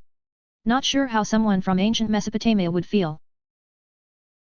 Well, everyone gets used to it really quick, said Madoka. Anyway, that's not what we're here to talk about. We're here to talk about you, Sloane. Me. Oh boy. Not much to talk about. Oh, come on. Madoka took another slurp of her soda. It's your life, there's tons to talk about. All right. Sloane stared at the blank cinema screen. I did a bunch of shitty stuff and then I did one okay thing at the end. And I guess that's enough to go to heaven. You must be one lenient judge. I'm not really a judge, said Madoka. I guess everyone seems to think that, but if a magical girl feels despair, I always come to help her. It doesn't really matter who they are or what they've done. There are girls who have done awful, terrible things, and some who keep doing awful, terrible things right until the end.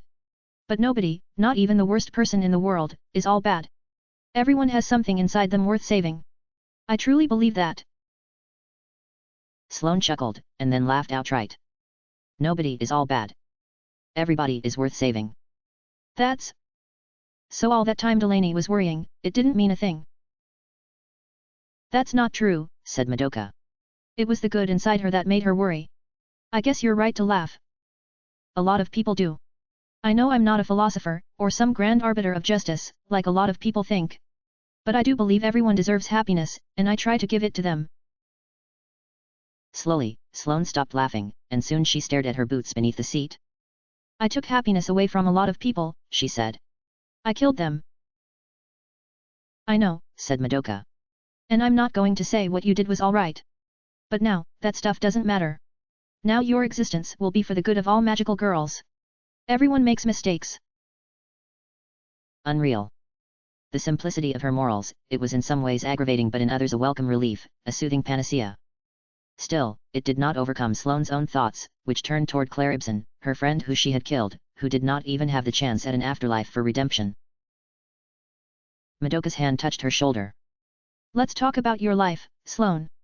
I don't think we need to talk about the things you did wrong, though. You've thought about them a lot on your own, haven't you? I can't say that the things you did were right, but I'd like to talk about the things you haven't thought about so much, the good things you've done.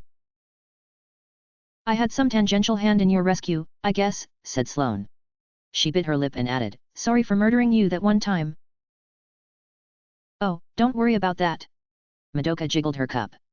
Only I sloshed around. But you're right, that's one nice thing you did. Not just saving me, you helped it be so nobody had to die. That's important, right? I think without you, a lot of people would have wound up hurt. Although you did do one thing super wrong. Only one.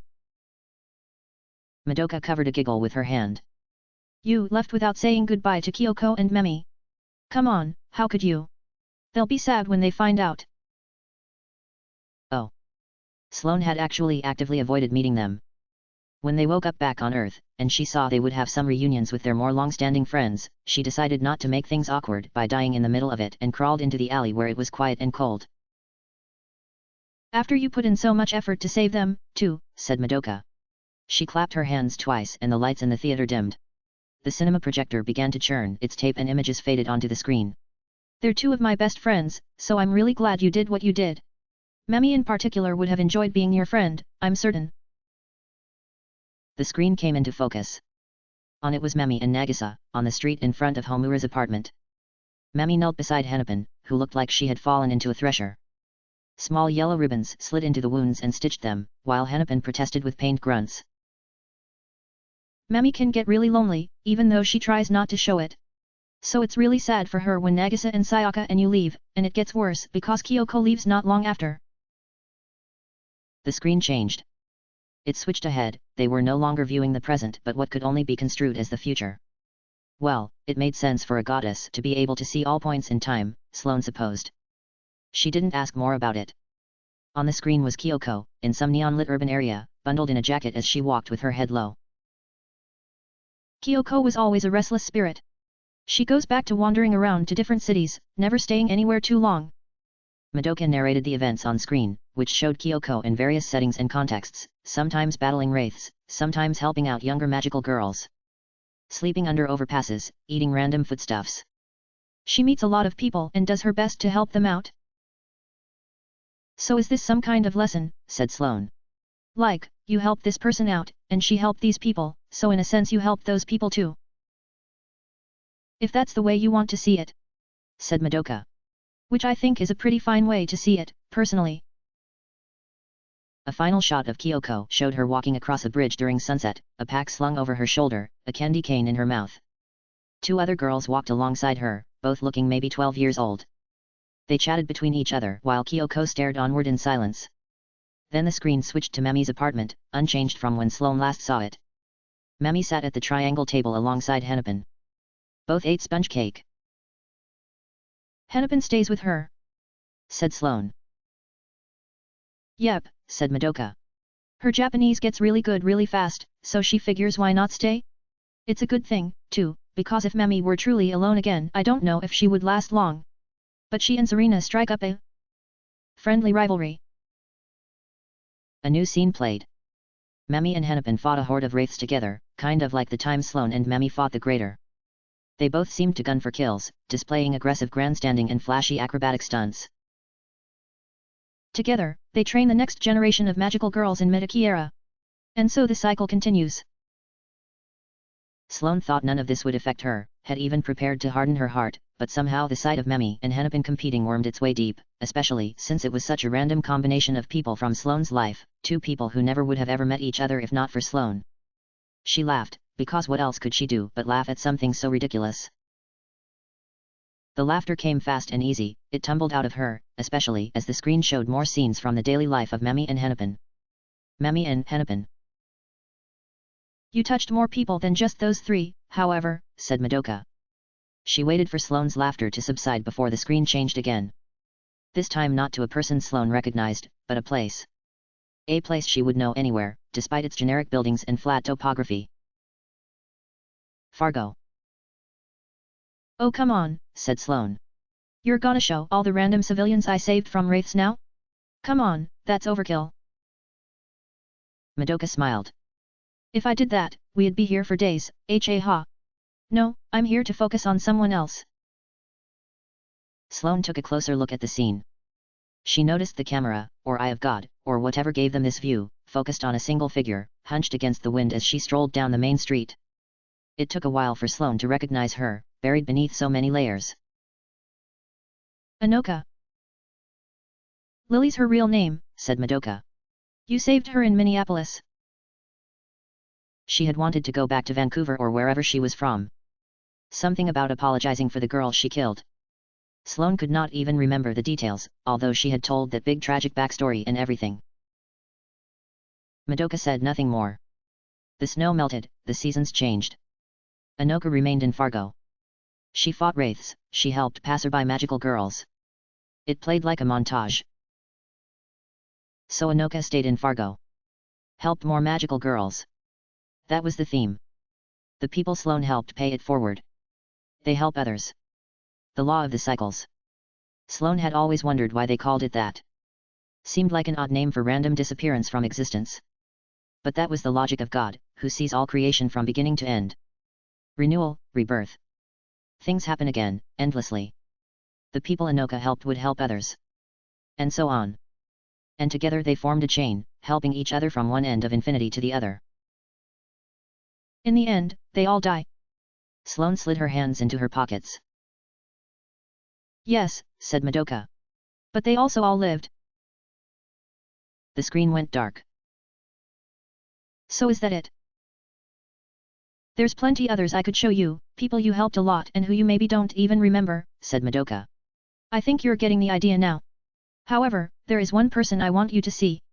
Someone especially important to you, although you haven't seen her in a long time.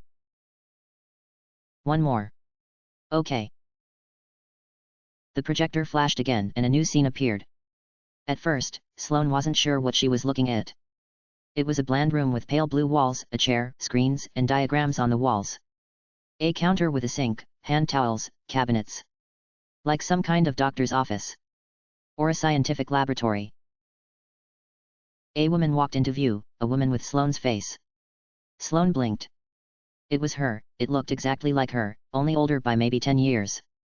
She wore a lab coat and busied about the counters, shuffling files and folders. And then Sloane realized, Morgan. Her twin sister Morgan.